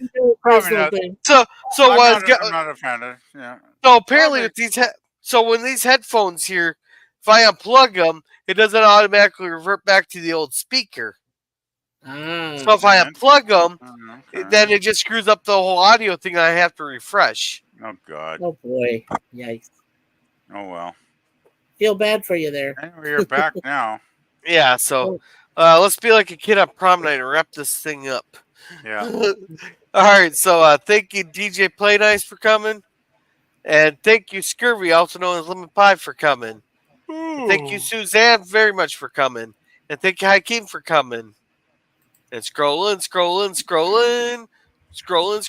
And we already talked about Cynthia. He's doing a Transformers watch party now, and he does all kinds of things on his channel. Make sure to check him out. And thank you, Jim's Landscaping LLC #1 Commodore Productions, for coming. He does Star Trek fan films and reviews of his fan films there, and also puppy videos. So make sure to check him out there. And thank you, Daniel's Hot Topics, for coming. And scrolling. Also, Phantom Boomer's running a show in his Cosby room, which is right here, right now. And if go check him out, it's Farscape stuff. And scrolling. Rawhide. and thank you, Kai Clear, for coming. Now, if you ever need like a little quick cheer me up there, she posts videos of her birds there. It's a nice little pick me up for the day there. She's the bird woman of YouTube. She is. All right. We'll start with you, PB. Oh, let's see. Yes, we have no bananas. I think you repost that fan. link. I'm not seeing it in here. Hashtag raw doggy. All right. Do your channel while I look for it. It was a while ago. Yeah, I think I've lost it. I can't find it. I don't always really have interest in the movies, but I do like to hang out and watch Farscape. That's the best I can do right now. Oh wait, I can always. Now I was gonna say, Farscape is the real Muppets in space. All right, so PvP, what do you got going on your channel here? I'm gonna get the link here. I got nothing going on my channel. I've been really lazy lately for the last month, and I'm kind of enjoying it. So yeah, I haven't posted anything in ages. So don't expect anything. If I do post something, it'll be like just because I felt like it. I wasn't even expecting to, but yeah, I've been really lazy. Well, hell, we finally got some cool temperatures for the last couple of days after a month-long 100-degree heat wave that was killing me. So I'm thankful we're back in the bloody 2020s, mid-20s again. Thank God. Yeah, I think we're starting to get the cooler temperatures here. We're back to east, like also. regular temperatures, not extreme crazy temperatures. Exactly. Oh, thank you. Thank you, Gorilla. I got it. I got it. Thank you, buddy. Alrighty. Mikey, what do you got going on? Okay, well, surprise everyone. It's Mikey from Mikey's Who's 4 channel. And of course, as you know, I just did a final update of everything that's coming in the future over at our channel there. We do have August 15th, of course. We're reviewing Deadpool and Wolverine, and that'll start at 10 p.m. Eastern, 9 p.m. Central. So that's on a Friday, a Thursday. I'm sorry, that's on a Thursday night, I believe. Then on September 2nd, we'll be starting our weekly webcam series. Oh. And that will be Monday through Thursdays at 12 noon. We'll be reviewing the following series: Red Dwarf, The Secrets of Isis, The Greatest American Hero, and The A-Team. And then on Fridays, starting September 6th, we'll be doing our Star Trek and Star Wars films reviews. And the next film we're reviewing is Star Trek IV, The Voyage Home with the Humpback Whales, or as Scotty says, humpback people. And then, of course, we'll also have a stream on October 14th, which is officially Canadian Thanksgiving. We'll have another one on November 28th, which is American Thanksgiving. We'll also be doing a Christmas stream on December 24th. And finally, last but not least, we'll be doing a stream on New Year's Eve, December 31st. And Gorilla, I would love to have you there as a co-host so we can bring in the new year everywhere like we did the last time. So I do not know if I'll be at that. Okay, well, I'm just asking. Well, if you want to invite me, I can do the. You're invited too. Oh, come on! You know yours is a standing invite there, buddy. I can do the Pacific Coast ring in for you. Yeah, that'd be great. I got to what I got going on. That's also 6 months away. It is a while away. Yeah, it is. It's a while away, but for all I know, I could be dead by then. No, don't say that. I was just gonna say I could end up like Grandpa Walton on today's episode. Don't say that. I don't want to hear that now. It could be worse. Yeah, you may not be dead by then. You may be in small claims court for child support.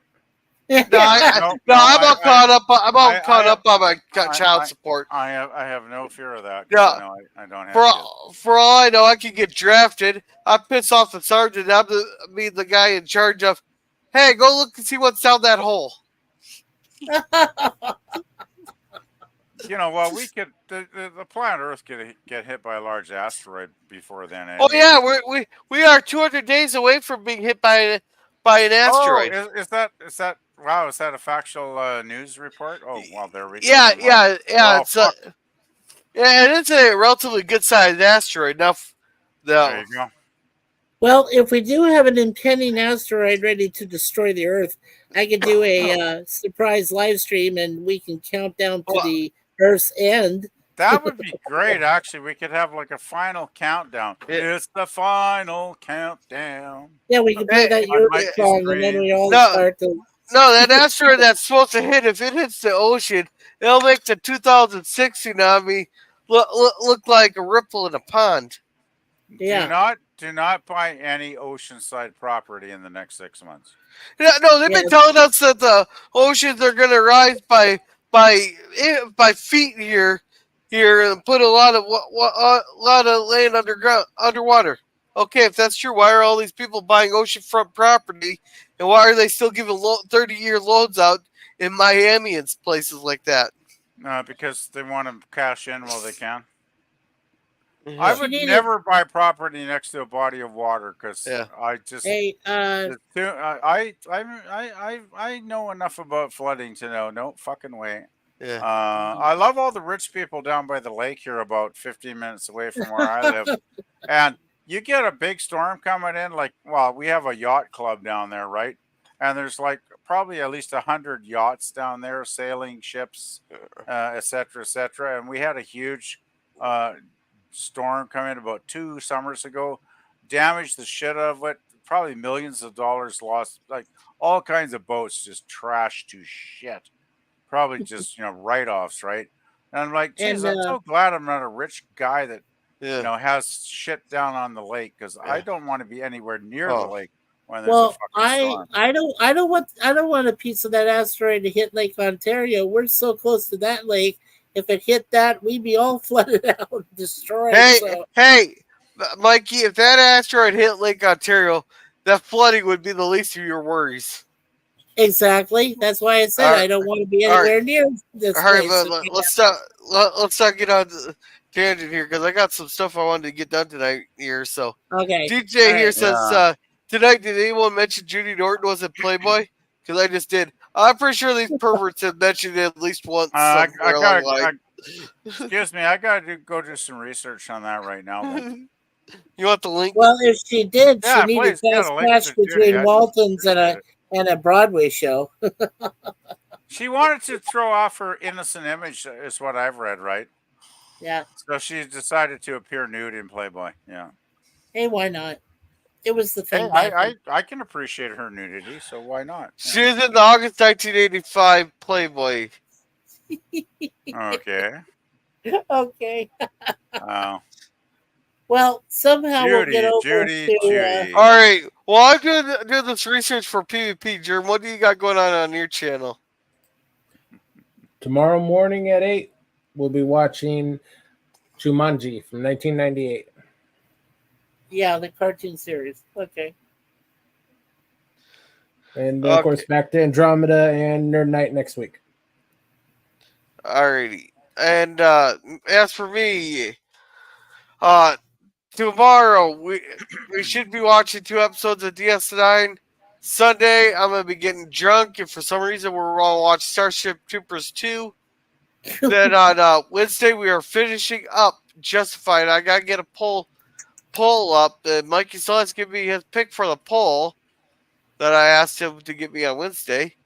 And then on next Thursday we are going to be watching Stand By Me, the only episode where I didn't want to punch Will Wheaton in the face, and that's only because I didn't realize it was Will Wheaton. It's actually a pretty good movie, actually. Yeah, the episode we were watching for the Waltons is The Lie. That's where Ben decides to go run over some guy and lies about it. Wow. Wow. Ben, you Nothing like a hit run for. That sounds heavy. Yeah. Yeah, same thing with Tiffany and Debbie Gibson. She had the good girl image. All right, so with that, y'all go check out some Playboys there. Well, I go. I don't know what I'm gonna go. I got some cleaning I gotta get done tonight. So you guys have.